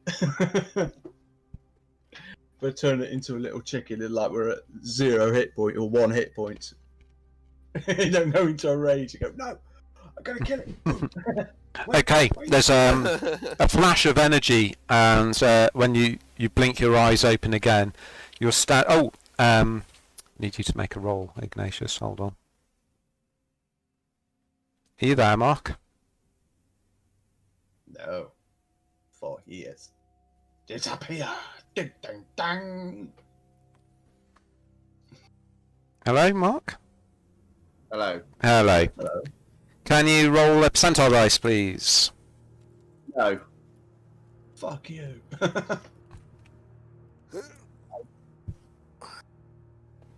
No, I'm not going to.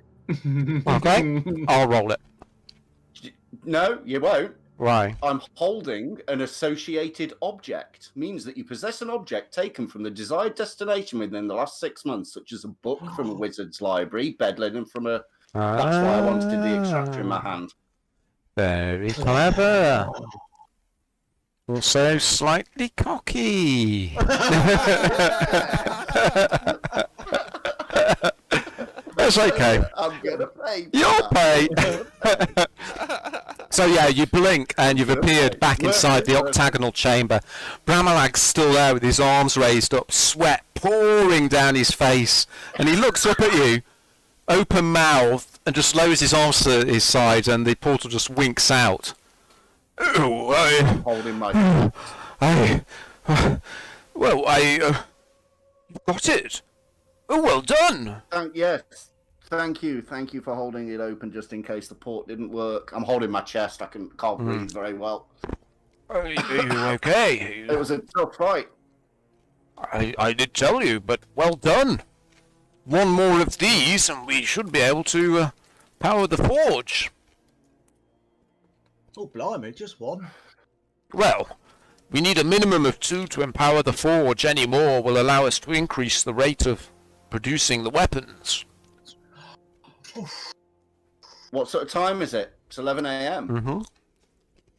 Could we do Well, it? I think we rest up for a few hours and go again. We would need a long, meaning we go in at 7. Long rest. You could do a long rest. You've had a long rest overnight. You tomorrow. can only take one long rest every 24 hours. So Short maybe rest. we go after the meeting then The council. to get the second one. Okay. Council meeting first. Yeah. I reckon we should do the darkest one because we've got dark vision. I haven't. The darkest cave. Hmm. Yeah, I agree because that'll be an earth elemental, which might be a bit easier for you to hit and have your damage, all your damage and everything. Well, it's going to resist physical damage.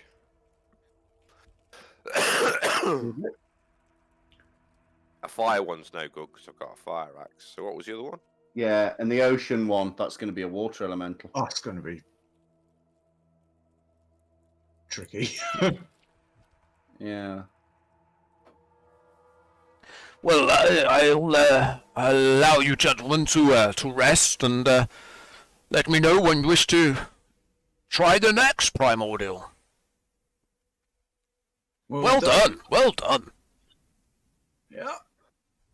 A good Well, I dog. guess. Thank you, Bramalog. We'll see you. Is he in the council meetings? He's not. Is No. he? No. Oh, We'll see you after the council meeting. His drapes are flaming on away. fire. His carpet's on fire. Crackle, crackle. Okay. Oh, So, Back to, exhausted the but successful. You head out of the Lord's Palace and you're heading back up to the manor, are you? Yeah. Yeah. I reckon. I need to take a quick AFK, go to the bathroom and stuff. Okay, let's take a 2 or 3 minutes AFK, everybody. yeah. Okay, back in a minute. Back in a bit. Back in a bit. Back in a bit. Back in a bit. That went a bit easier than I was expecting. I'm going to have to up my game.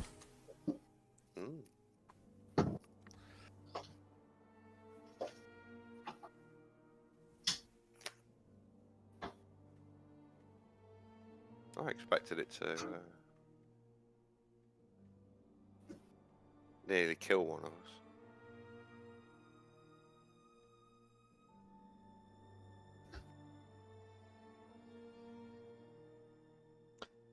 That was the easiest one, I will say, but Yeah.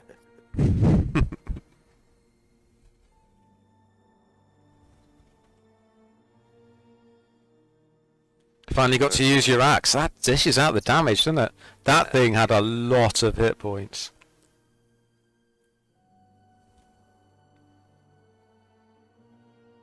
A bit overkill on the chicken.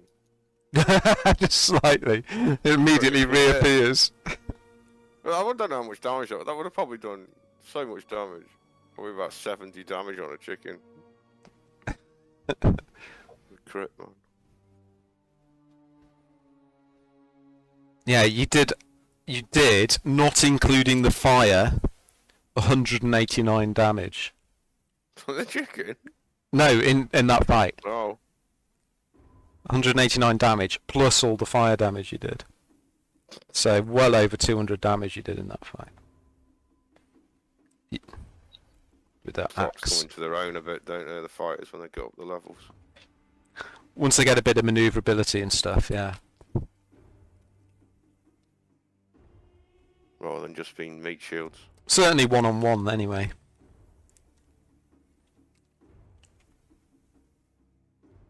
The lighter, baby. Another one.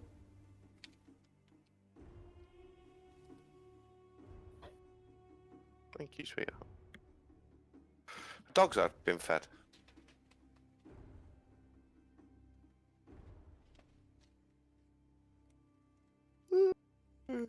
Alfonso. I should get another attack soon.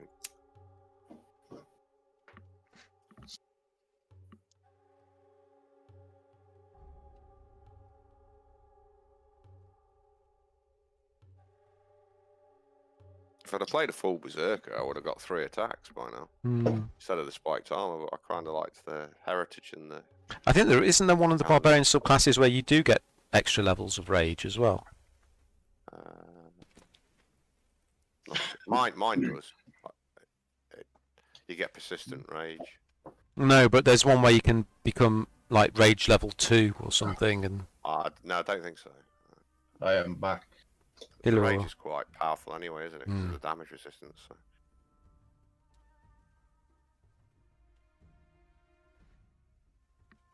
That's why barbarians make the best tanks.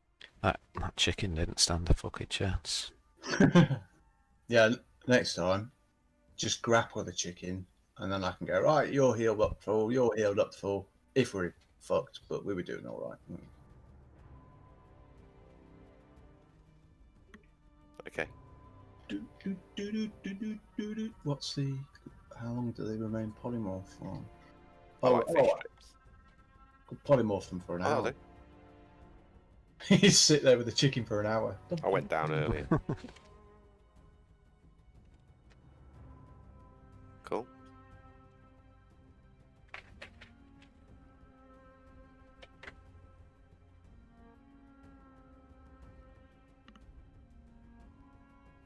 So we're going for the earth one next. I reckon that'll be the hardest one actually, because it'll be the most ancient.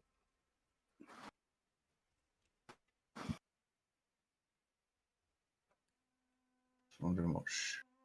I'm back. Sorry about that. Okay. Dad needed help with something. No problem. Okay, so you head back to Ilverstar Manor, battered and bruised, but victorious in your fight. Excellent. So, by the time you get back there, it's about midday.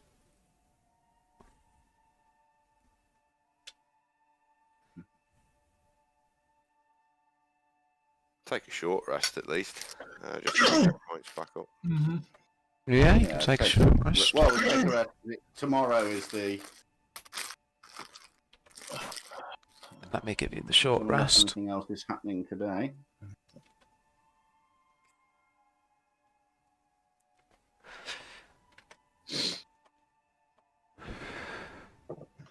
I do want to retreat to the chapel and prepare a spell. Okay, do you have to do that over your long rest? No, I've already got it memorized. Okay. What spell Uh, would you like to prepare? I will want to cast Legend Lore, level 5, Divination. Casting time Legend Lore. take 10 minutes.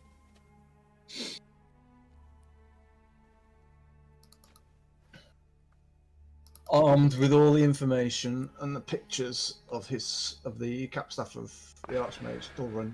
Your rolls tonight, bro. My rolls tonight are appalling. My damage rolls were alright, but everything else has been awful. Yeah, I noticed.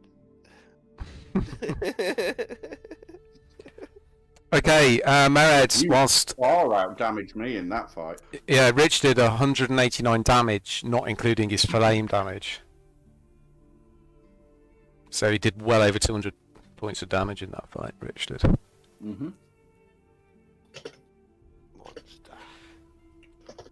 Mark, let's have a Single look. target, I think you've still got me beat, unless I can get a disintegrate off. Ignatius did 105 points of damage. That thing had a lot of hit points. I did, didn't it? Fuck me. That ray of yours does a bit though, doesn't it? if it hits. Okay, whilst... Ray would have... Sorry, go on.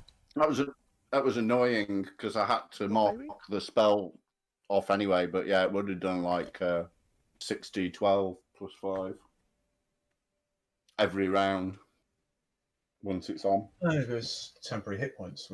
Move the mold from what? Yeah, you can move them. No? Yeah. No. Ragnar and Ignatius go and get something to eat in the common room. Mered heads off to the chapel. Yeah. And begins a ritual casting. Can you cast it as a ritual? No, it's not a ritual spell. So It's got no ritual tag that I can see. you'll have to tick it off. And you gather your incense and ivory strips. Mhm. And you begin to concentrate on your gods. I'll hang a do not disturb sign outside on the chapel door outside. Ragnar's standing I was outside, just thinking we opening could and have closing the door.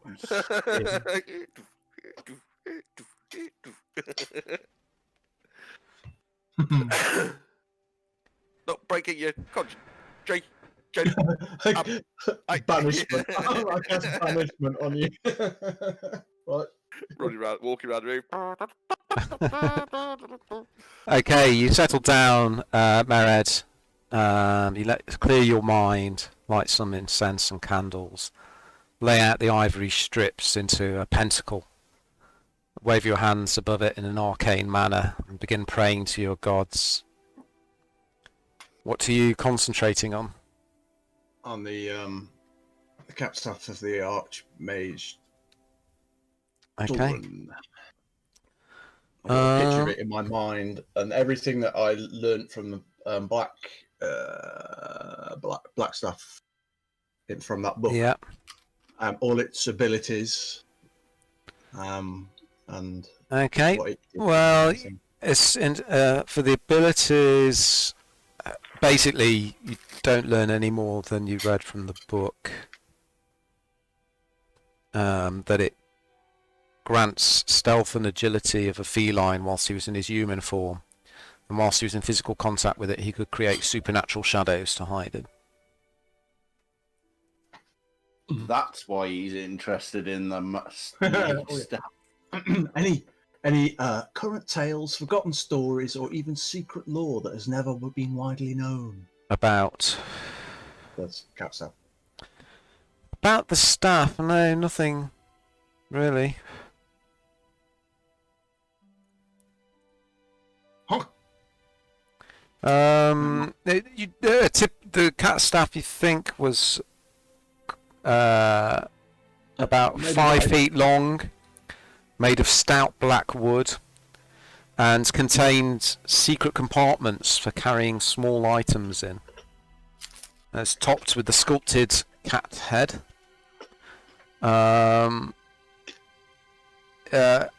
Some legends say that the staff aided in climbing as well, and even gave the ability to see in the ultraviolet spectrum. Legend says that if a cat staff is broken in two, it loses all its power. Anything about its use against why it would be needed to fight and kill a Ralphator? About its use against dragons? Absolutely nothing. Absolutely nothing. Okay. Got all we know, all we can about it then. Lovely.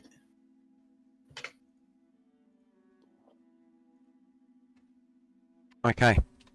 Yep. You finish your meal, No finish your wonder he's ritual. interested in it.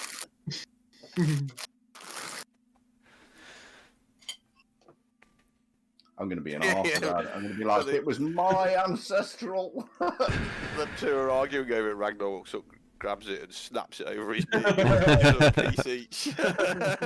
Yeah, loses all its power. No, I argument. won't. It's not got the type of powers I'm interested in. Okay, Merid, you head back in just as Ragnar and Ignatius are finishing their meal. Ingrid brings you out a steaming bowl of broth and some crusty bread and cheese to dip in it. Married? What? I was just praying. Just asking guidance for our upcoming ventures. Nothing earth-shattering, groundbreaking to report. No insights, I'm afraid. Insight? Is he hiding anything?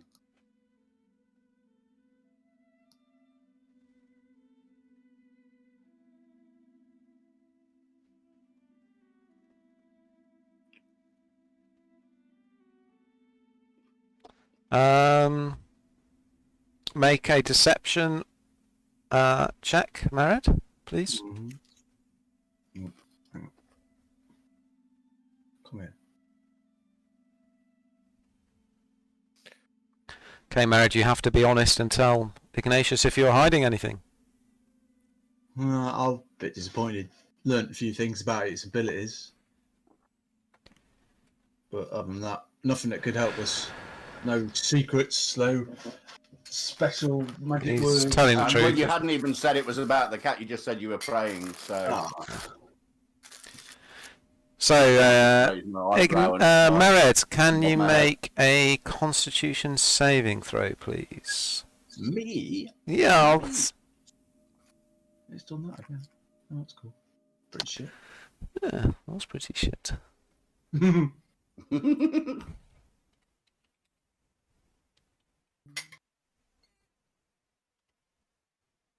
Whoa. You suddenly double over in pain. 7, 15, oh God, what's up with him? 60.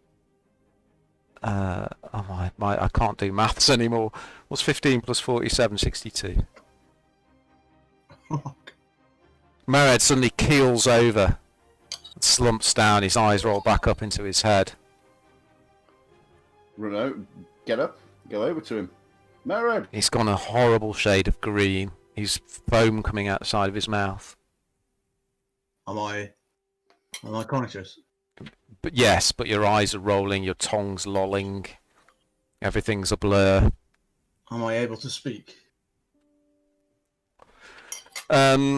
Yes, but only in a sort of garbled way. Am I able to verbalize spells? Not at the moment, no. As you try and speak, you suddenly vomit up the broth. Make a perception check, please, everybody. The broth that Ingrid gave him for lunch. Ooh. Gil hat. Oh shit, I should have been in there. Sorry, I'll re-roll that. That's okay, don't worry about it. Ragnar, you see in his vomit what seems to be slices of mushroom. He did tell her. You did? What's going on? Are you alright, Mr. Merritt? Like mushrooms, this one. Yeah. But I'm afraid of mushrooms. Ingrid rushes in. What's happening? What's happening? Merritt, are you alright? Blah, blah, blah, blah, blah. She comes over. What's up? Oh, I'm sorry, what's happened? He gave the boy mushrooms and he doesn't I like didn't. mushrooms. I didn't. He told me not to give him mushrooms. So who put the mushrooms in the soup? Well, mushroom- More than a fear of mushrooms, this is poison. She looks down. I didn't. I swear, Uncle, I didn't do this. I didn't put mushrooms in his broth. He told me the other day. Yes. Who else has been in the kitchen? Well, just a couple of the guards, myself, Ragel. I think the Viper is on the prowl. Mered, you start to come to your senses, feeling... As soon as I'm able to speak, I'm going to cast lesser restoration upon myself. Who else knows? Kill he has myself an of poison. affliction to mushrooms? Okay, yeah.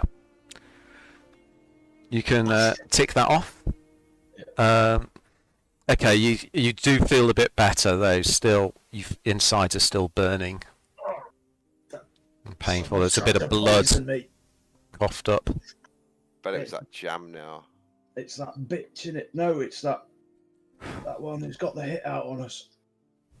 Look it out, I catcher. I think maybe we should make our own meals. Oh, I'm so sorry. I'm so sorry. You just make them. You don't see to security around here. I think, gentlemen, in future I should taste your meals before you tuck in. No, we will not have that. No, we're not going to lose you, Ragel. The Viper's vibe is with us. Yeah, find someone less important. The other night there was a vampire in my room and there was nothing anybody could do about that, so we're dealing with forces that are greater and... Ragel, I would be...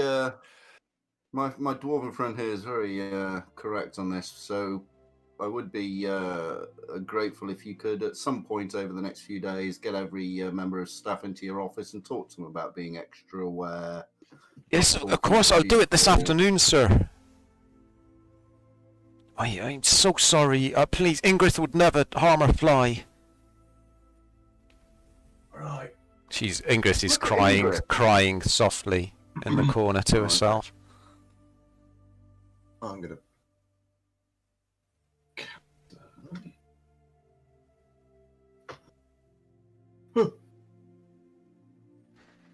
Ingrid, Please, I'll have a spoonful of his broth to see if it's actually poison or is it just the mushrooms. Make a Constitution saving throw, please. What are you doing? No, because I only had a fear of mushrooms. I didn't become allergic to them. I just had really shit saves.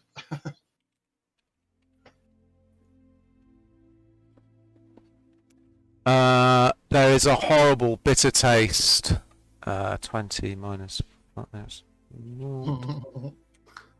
You feel your stomach cramping up, Ragnar, and the urge to vomit, and a strange burning as the broth pours down your throat. It's not the mushrooms, it's poisoned. Yeah. Well, begging your pardon, sir, it's probably poison with the mushrooms, whatever they are.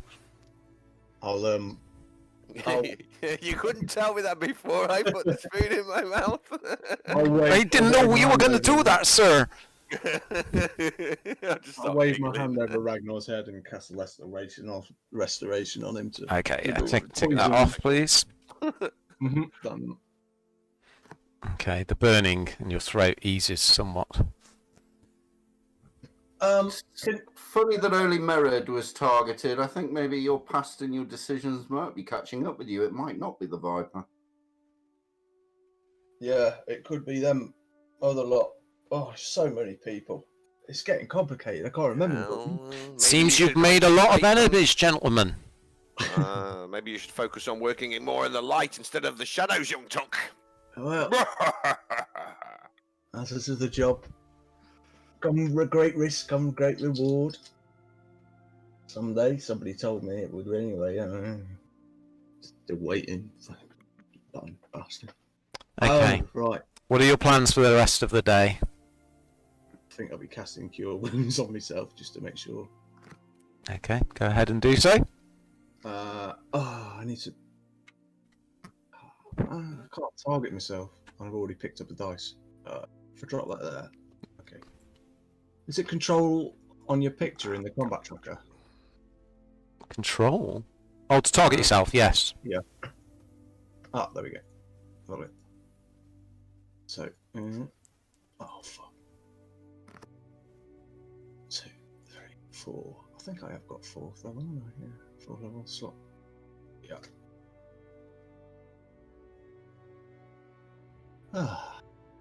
Okay, feeling slightly better, your stomach's still cramping. I'm going to take one of the red dragon teeth out that I've got left over. Mm-hmm. I'm going to give it to Rajul, and I'm going to say, can you pop this down to the jewellers and have a necklace made out of it for me, please? As well. Of course, sir. Yes, absolutely. Take whatever funds you need from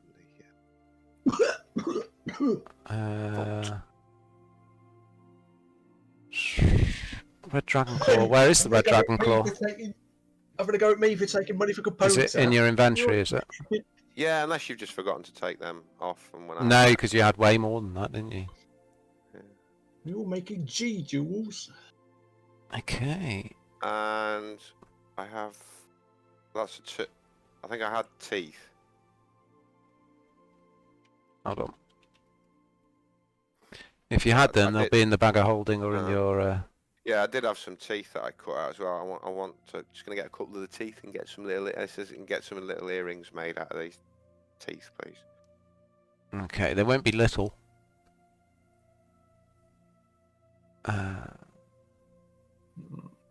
Can't see red dragon teeth in your. Okay, don't worry, just a necklace. Is fine. Unless they're in the bag of holding. Quick check. Nope. Okay. Okay. And could you get him to carve an R in the tooth? Right. Yes, I'll do that, sir. I'll do it after I've spoken to the staff. RD. Very small RD. Why do I sound like Donald Trump? Okay. So for the rest of the day, Ragnar calls the staff in, gives them a stern talking to. About. Before he disposes of our vomit, can we poke around with a dagger for the mushrooms and at arm's length? See if we recognise them from maybe anywhere. Yeah, you can't even look at them. Somebody else can. Like someone. I think I've got a decent survival. You make a nature check. Nature. What's nature? Intelligence. Oh, okay.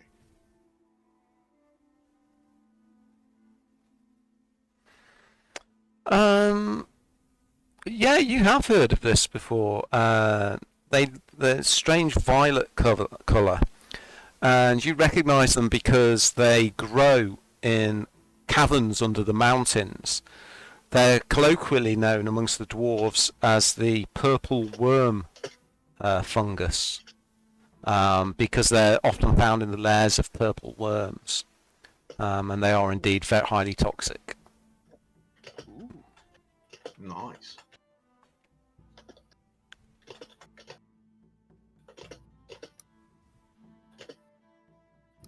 Maybe it was Fibbledwarf targeting the cleric because he's the greatest threat to him. He would frequent these areas. I don't know. The mind is playing.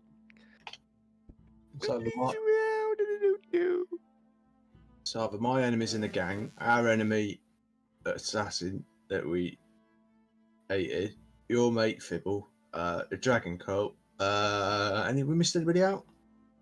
I don't think so. No. all the other nameless enemies you've made along the way and are unaware of, and the entire cult of the dragon.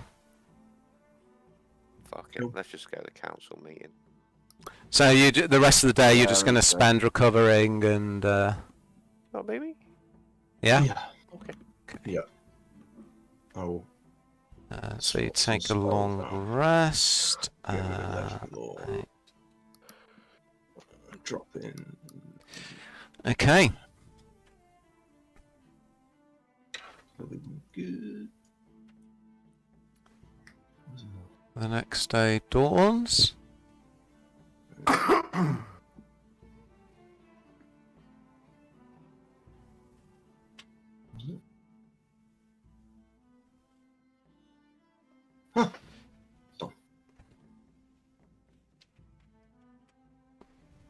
A new day. Okay.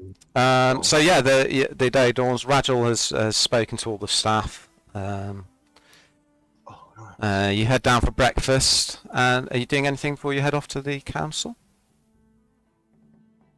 Yeah, I'm gonna head downstairs and just speak to Talis, Lady Talis. Oh, when you get to the Lord's Palace. Okay, you Yeah. get to the Lord's I'm Palace. gonna set off half an hour earlier. Okay, there's a large crowd gathering outside already in anticipation of the council. Okay.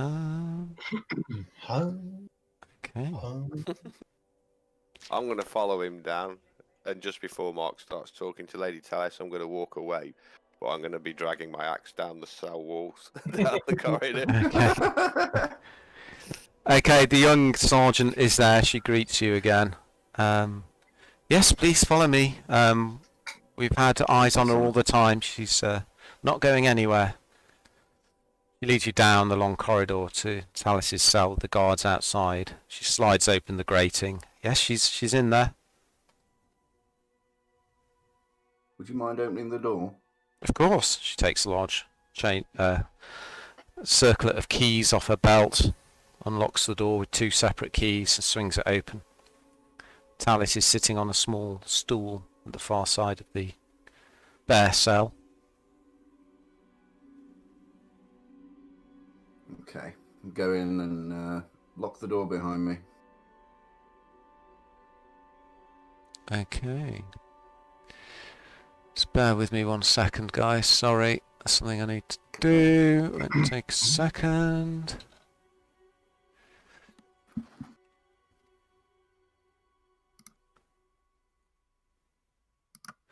Okay. Yes, you head in. Brother? Sister. What do I... Is there just a... what Just the sort 2 of you in there, furniture yeah. is Sorry, say that again, mate. What sort of furniture is there in there? Just a stool Furniture. and a straw mattress with a blanket on. Okay. There's a bucket in the corner. Surprise attack! Where's she? She's sitting on the stool in the corner on the far side of the room. Sit cross-legged opposite her. I'm going to get a ring of silence made. How can I help you, brother? Seeing as there's no stool, I'll sit cross-legged and levitate myself. Okay. Sit cross-legged in the air opposite her. What did Father do to you? Can't you see? Tortured me. Then handed me to Severin, who handed me to Lord Azariel, who also tortured me.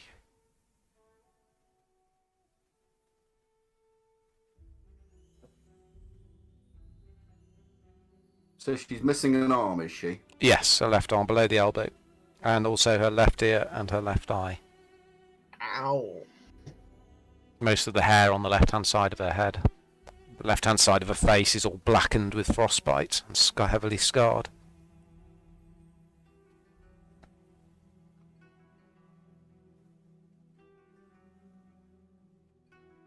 How did you make it back to us? I was given help by a Lord Volmer. How did you escape to speak to Lord Volmer? he came and got me out. What agreement do you have with the demon Volna? Only that I do what I can to stop the ritual. Did he have you sign anything? No, nothing. I'm not... I may be weakened. I may be...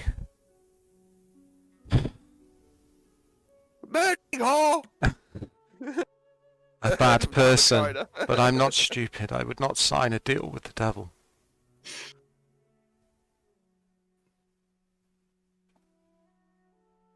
I take her working hand in mine. Can I feel if she's got any power in her? Make an Arcana check. Close my eyes and concentrate.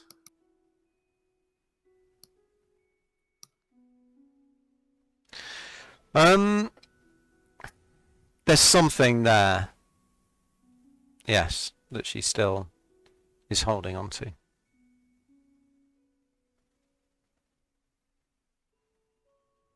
Thank you for your time, sister. Time is something that I'll is see you running again short, soon. brother. Please, you must listen to me. We must kill a Routhator. We must get the staff. We'll get round to it. Don't wait too long or it'll be too late. Could you take us to where the staff is? I'll say just as I'm about to walk out. She Over my nods. shoulder. Nod back at her. Sergeant, Yes, Master Ignatius. lock the door behind me, please. Of course. I was going to leave it open. Yeah. I give hand a pouch over to the sergeant with about 20 gold in. Mm-hmm. Make sure she gets some decent food, and please get a proper bed in there for her. Yes, as you say. Mark off the gold, please. Will do. Okay, you head up towards the council chamber, where there are already people gathering.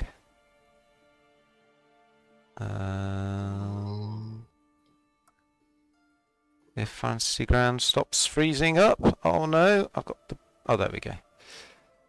And here they come into the room. On the room. Leosin Lontha. And everybody else.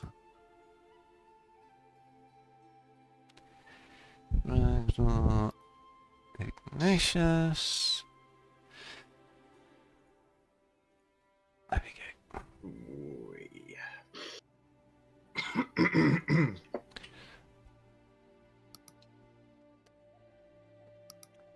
Okay, there's a lot of smiles as you enter the chamber. A lot of people are already seated. And Lady Laryl calls the council to order in quick fashion. Thank you all for coming to what I hope will be the last of our council meetings before the Great War and the great battles to come. Today is the day we finally decide the fate of the Sword Coast. There are a few things we must get through, though I do not anticipate that this meeting will take too long. It's alright. First, would our investigators inform us how they got on at Somthal's tower?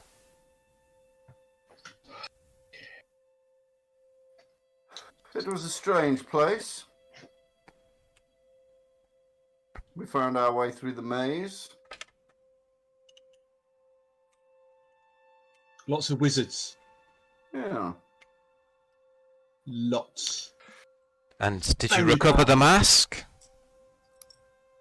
Yes, we have the blue Put the dragon prophet mask. Ragnar. That is good. And Iskander? Was He dead. It was very helpful while he was alive. That's a shame. He could have provided some useful information. And the state of the tower now? Are the cultists dead? Pretty much. Most of them, I'm sure. We didn't visit every level of the tower. At that point, the crimson-skinned tiefling stands up. You know who I am, or I suspect. I represent the Zentarim, and we have decided we will now support this war with troops and spies of our own. There's a general hubbub of agreement. On one condition. The Zentarim wish to take ownership of Zontheld's tower. By right of conquest, we believe it is the investigators' right to decide if this is acceptable. We do not expect to take ownership for nothing. As well as our spies and assassins, we will pledge 50,000 gold pieces to the council.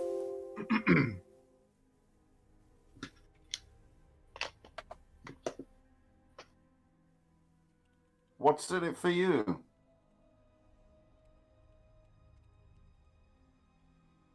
Want the research, don't they? That is for us to determine. And what's in it for the conquerors of said tower?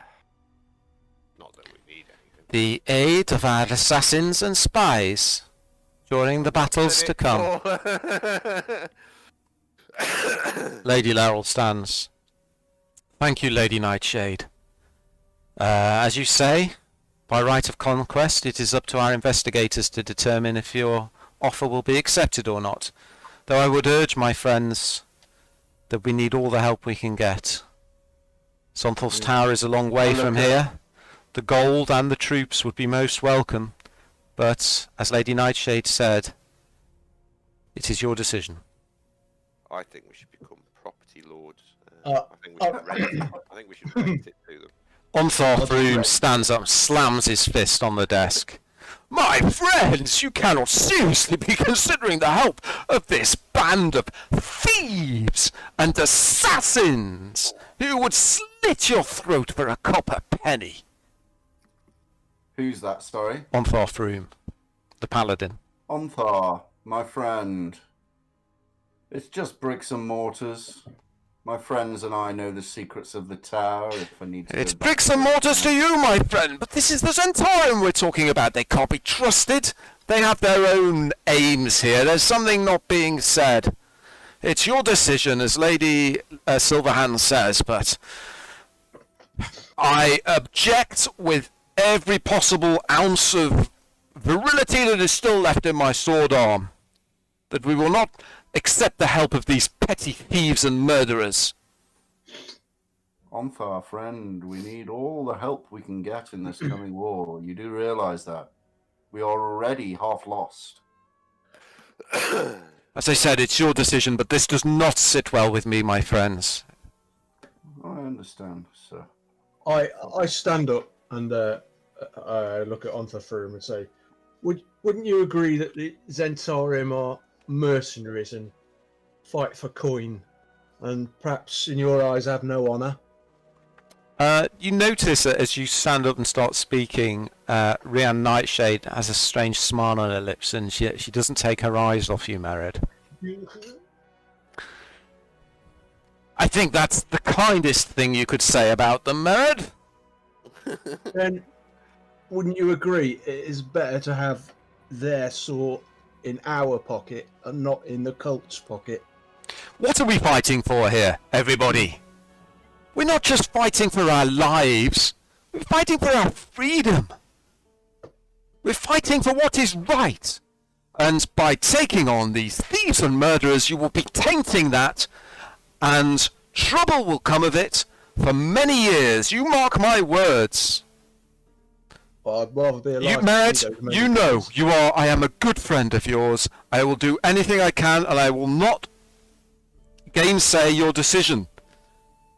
But my strongest advice is not to take these murderers at their word. She shouldn't even be at this table if I had anything to say to it. Hear, hear, says Sir Istobal. Well, as an agent of this council, I have to agree, and it pains me to seek their help just as much as you. But I think we need every help we can get if we are to see the days after. So, as Onthar Broom has very vehemently stated, the council is certainly not unanimous on this. We will leave the decision in your hands, my friends. What would you have us do? I'll walk over to Oh what's her God! face. Here we go. Lean dead casually on the table, and so if we give you this tower, are you gonna play nice? My I'll give her a wink. friend, I'll give her a wink. I can play nice or I can play nasty. It depends which you prefer. From what I hear, it could be either or both. And she sort of waggles her eyebrows at you. I think they're a little envious of your abilities and your network. I am sure they are. You have my vote. So, gentlemen, what do you say? Do we accept the offer of the Centaurian? Merrick, what's your vote? Well, we have lost some allies recently, and maybe this could be the numbers to make up for that. Yeah. Look at all the tokens, Mike. And Ragnar? I'm happy to hand it over to. We can always take the tower back. Did it once. Did you say that out loud? No. I'm trying to pull. Ragnar's in the zone. Well, it seems my vote is meaningless. Never Just- meaningless. Well, there's 2-4. But just in the interests, What is your opinion? I look at Rian Nightshade as I'm saying this. Onthar Froome and Sir Istobal have been loyal and hearty friends of the council and of the good cause of the Sword Coast. I stand with them. I would say no, it's a bad decision. Yet you would have your sister welcomed back into the fold, and Yeah. treated I after think her treachery. Yet you would not trust the Zentari. you should have just stopped after you would have your sister. Ragnar, friend. I do not know the Zentaran, but I know my sister. And she is hardly welcome back into the fold. Bah. She's several hundred feet below us in a cell. Bah.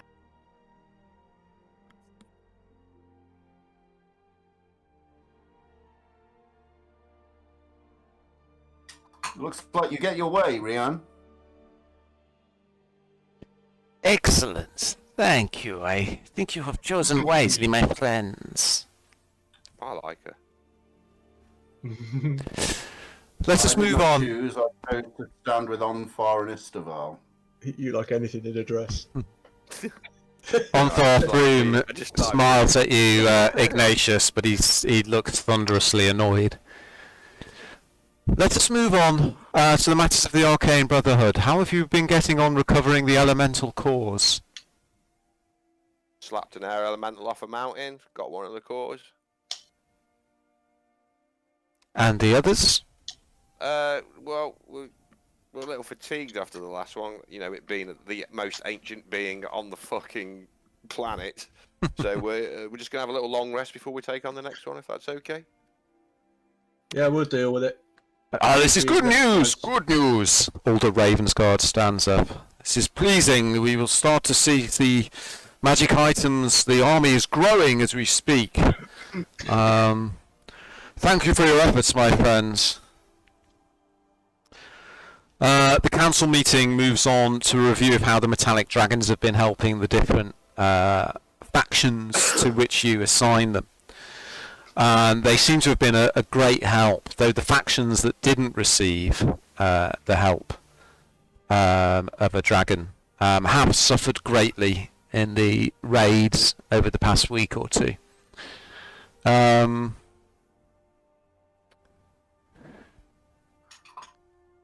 we can't be everywhere. Leosin stands up. I have a piece of information that the council wish to hear.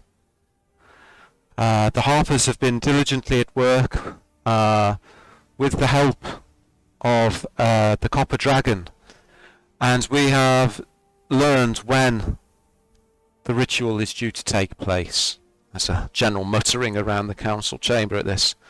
Well, speak up, man! When is it? Please don't say this afternoon at 3. Leosin smiles slightly. The ritual will begin on the 1st of Midwinter, the Midwinter Festival, and is due to complete 5 days later, on the 5th of Alturiak, 20 days from now. Whoa! Lady Silverhand looks grave. Then we must begin our march soon. Marshal Ravensguard? Marshal Ravensguard stands up. He gives a rundown. Fate has finally caught us. Time to fight back is now and stop this most heinous of evils. The army is ready. We will start our march in 2 days' time. It will take us nearly 2 weeks to reach the Well of Dragons. The metallic dragons will help ensure our supply trains are not harried along the way. I would suggest that our investigators continue with whatever work remains to them, and then just before the date of the ritual, we can fly them in to the army's headquarters just before the final battle. Does that sit well with you, gentlemen? I'll be the first man to step on the battlefield and the last man to step up. Yeah, Good old Mel we'll be Gibson. there. Thank you. Before the army marches in 2 days, when you have a spare moment, he's looking at you three, the marshal is. I would ask you to come and visit me in my in the commander's tent in the field, north of the field ward of the city. I have some strategic discussions I would welcome your experience on. Of course. Thank you. Although I'm not much of a tactician. Might be able to show you how to would loosen up help. that sword arm of yours a bit. Get the blade wet. Well, with that, everybody, thank you for coming. The army will march in 2 days, and may the gods smile upon us all. The council starts to break up. Conrad Braun Anvil walks over to you, Ragnar. Master Dragonbane, a moment if you will. I'd like a word in private if you can spare a moment. Sure. Would you mind accompanying me to my chambers? Every time. I'll pull out some of in my inventory. I have some weird bottle of eau de toilette, and I shall spray a little bit on as we walk out of the room. Okay, Ragnar and Conrad disappear out of the room. Is Ignatius or Merritt doing anything as the council breaks up? Yeah. Go on, you first. I'll just walk up to the table and grab a scrap of parchment, and if there's a writing implement as well. Yeah. Yeah, you can find one easy. I need lead-based ink worth at least 10 gold pieces. Is there any of that around on the table? Probably not, no. Ah, You need to go to a supply store for that. bollocks then. Oh, I will. I'll just point my finger towards Ryan Mm-hmm. and just whisper using the message cantrip. Mm-hmm.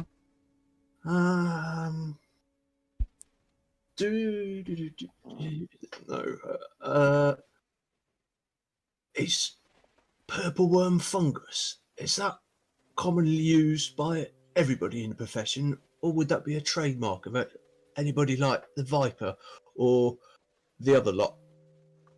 The whispered message comes back to your ear.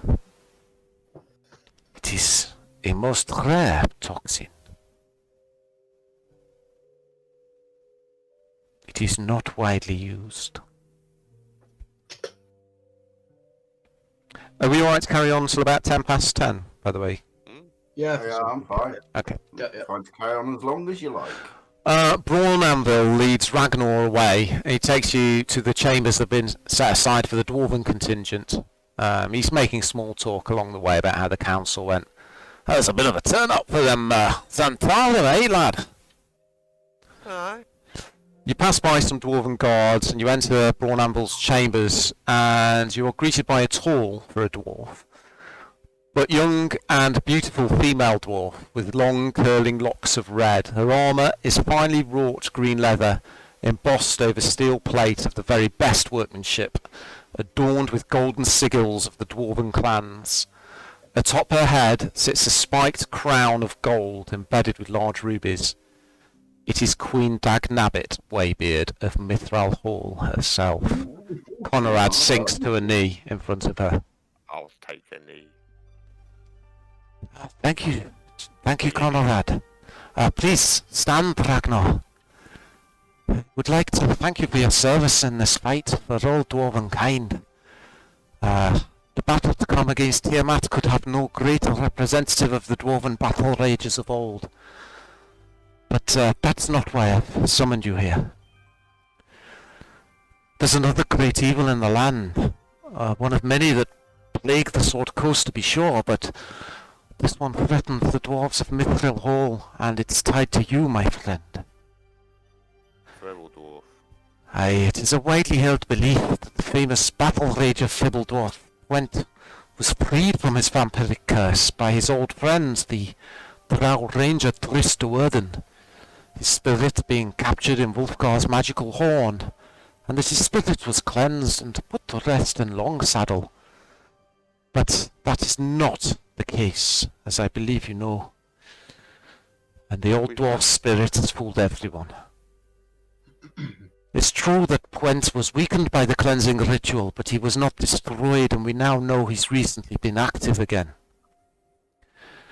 We know not only because of the reports of your adventures, but because we have received an emissary recently at Mithril Hall. A dead human girl with long golden locks, but walking and talking.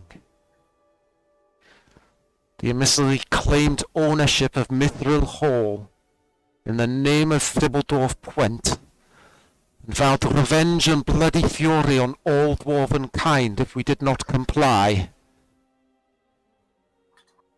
I do not know what ties you to this beast, Dragonbane.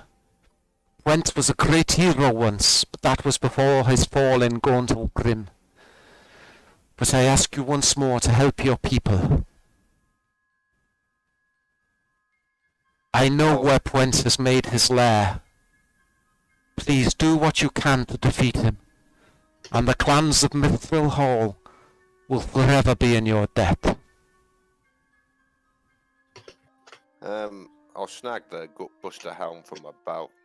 He's not going to rest until he's got this, so at some point I've got to deal with him anyway, so it may as well be sooner rather than later. Conrad will give you the details, but we believe we know where his base is. I have a favour to ask in return, if I may, milady. If it is within my power to grant it, Dragonbane. The metallic dragons requested an apology from the dwarves for past atrocities against them. could you see it in your heart to perhaps grant them their wish, seeing as they are now our allies and assisting us? Honorad has already appraised me of the promise you made to the dragons. It is not in my heart, no. But in this matter, I believe my head must rule my heart. So we will issue the apology. Then I'll bring you the head of this vampire. Thank you.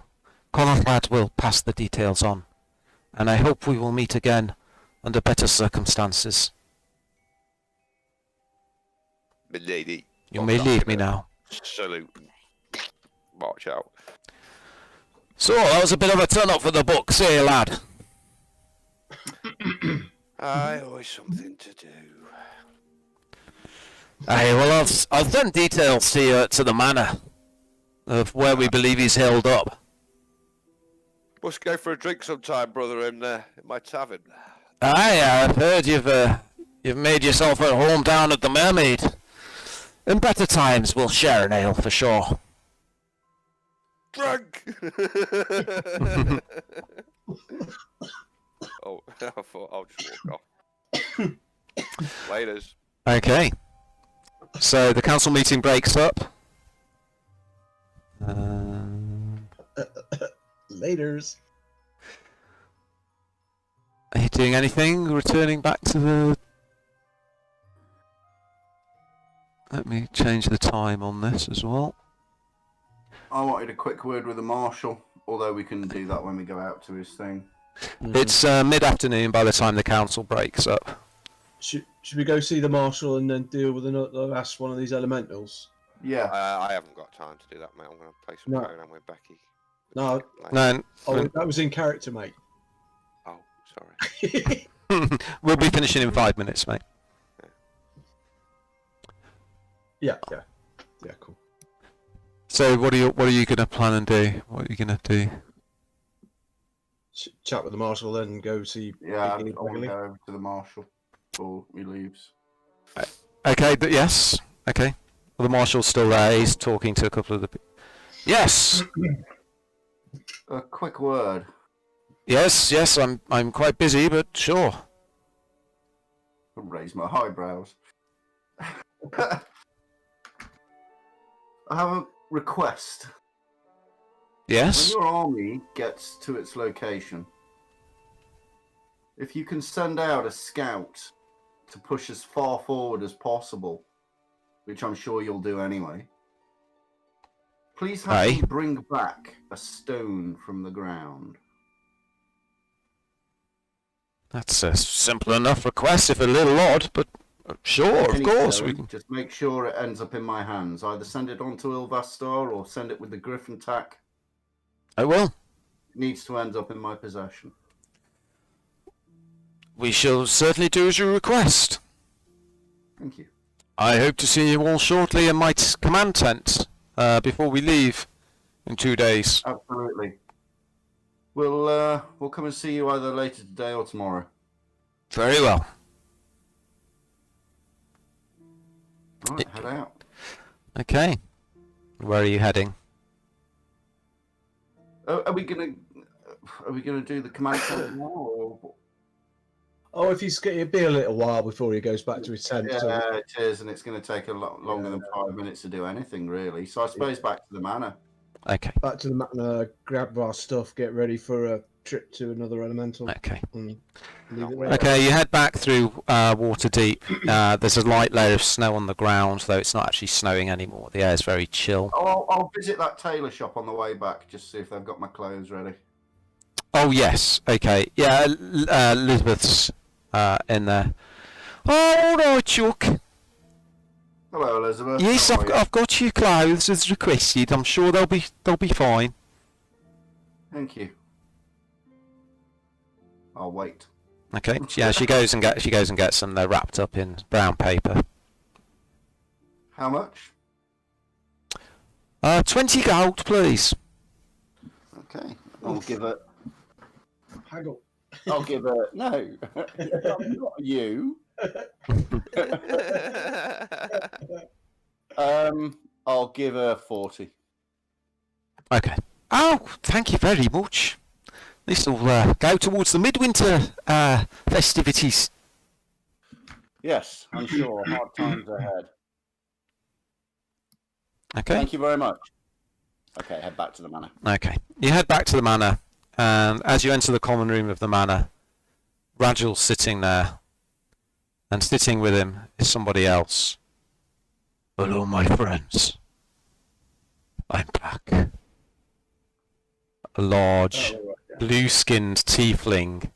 A scar, which wasn't there before, down his face. And buzzing at his side, a jet black sword. Oh. Azaron, you found it. Well done, Batman. And we'll leave it there. Dread.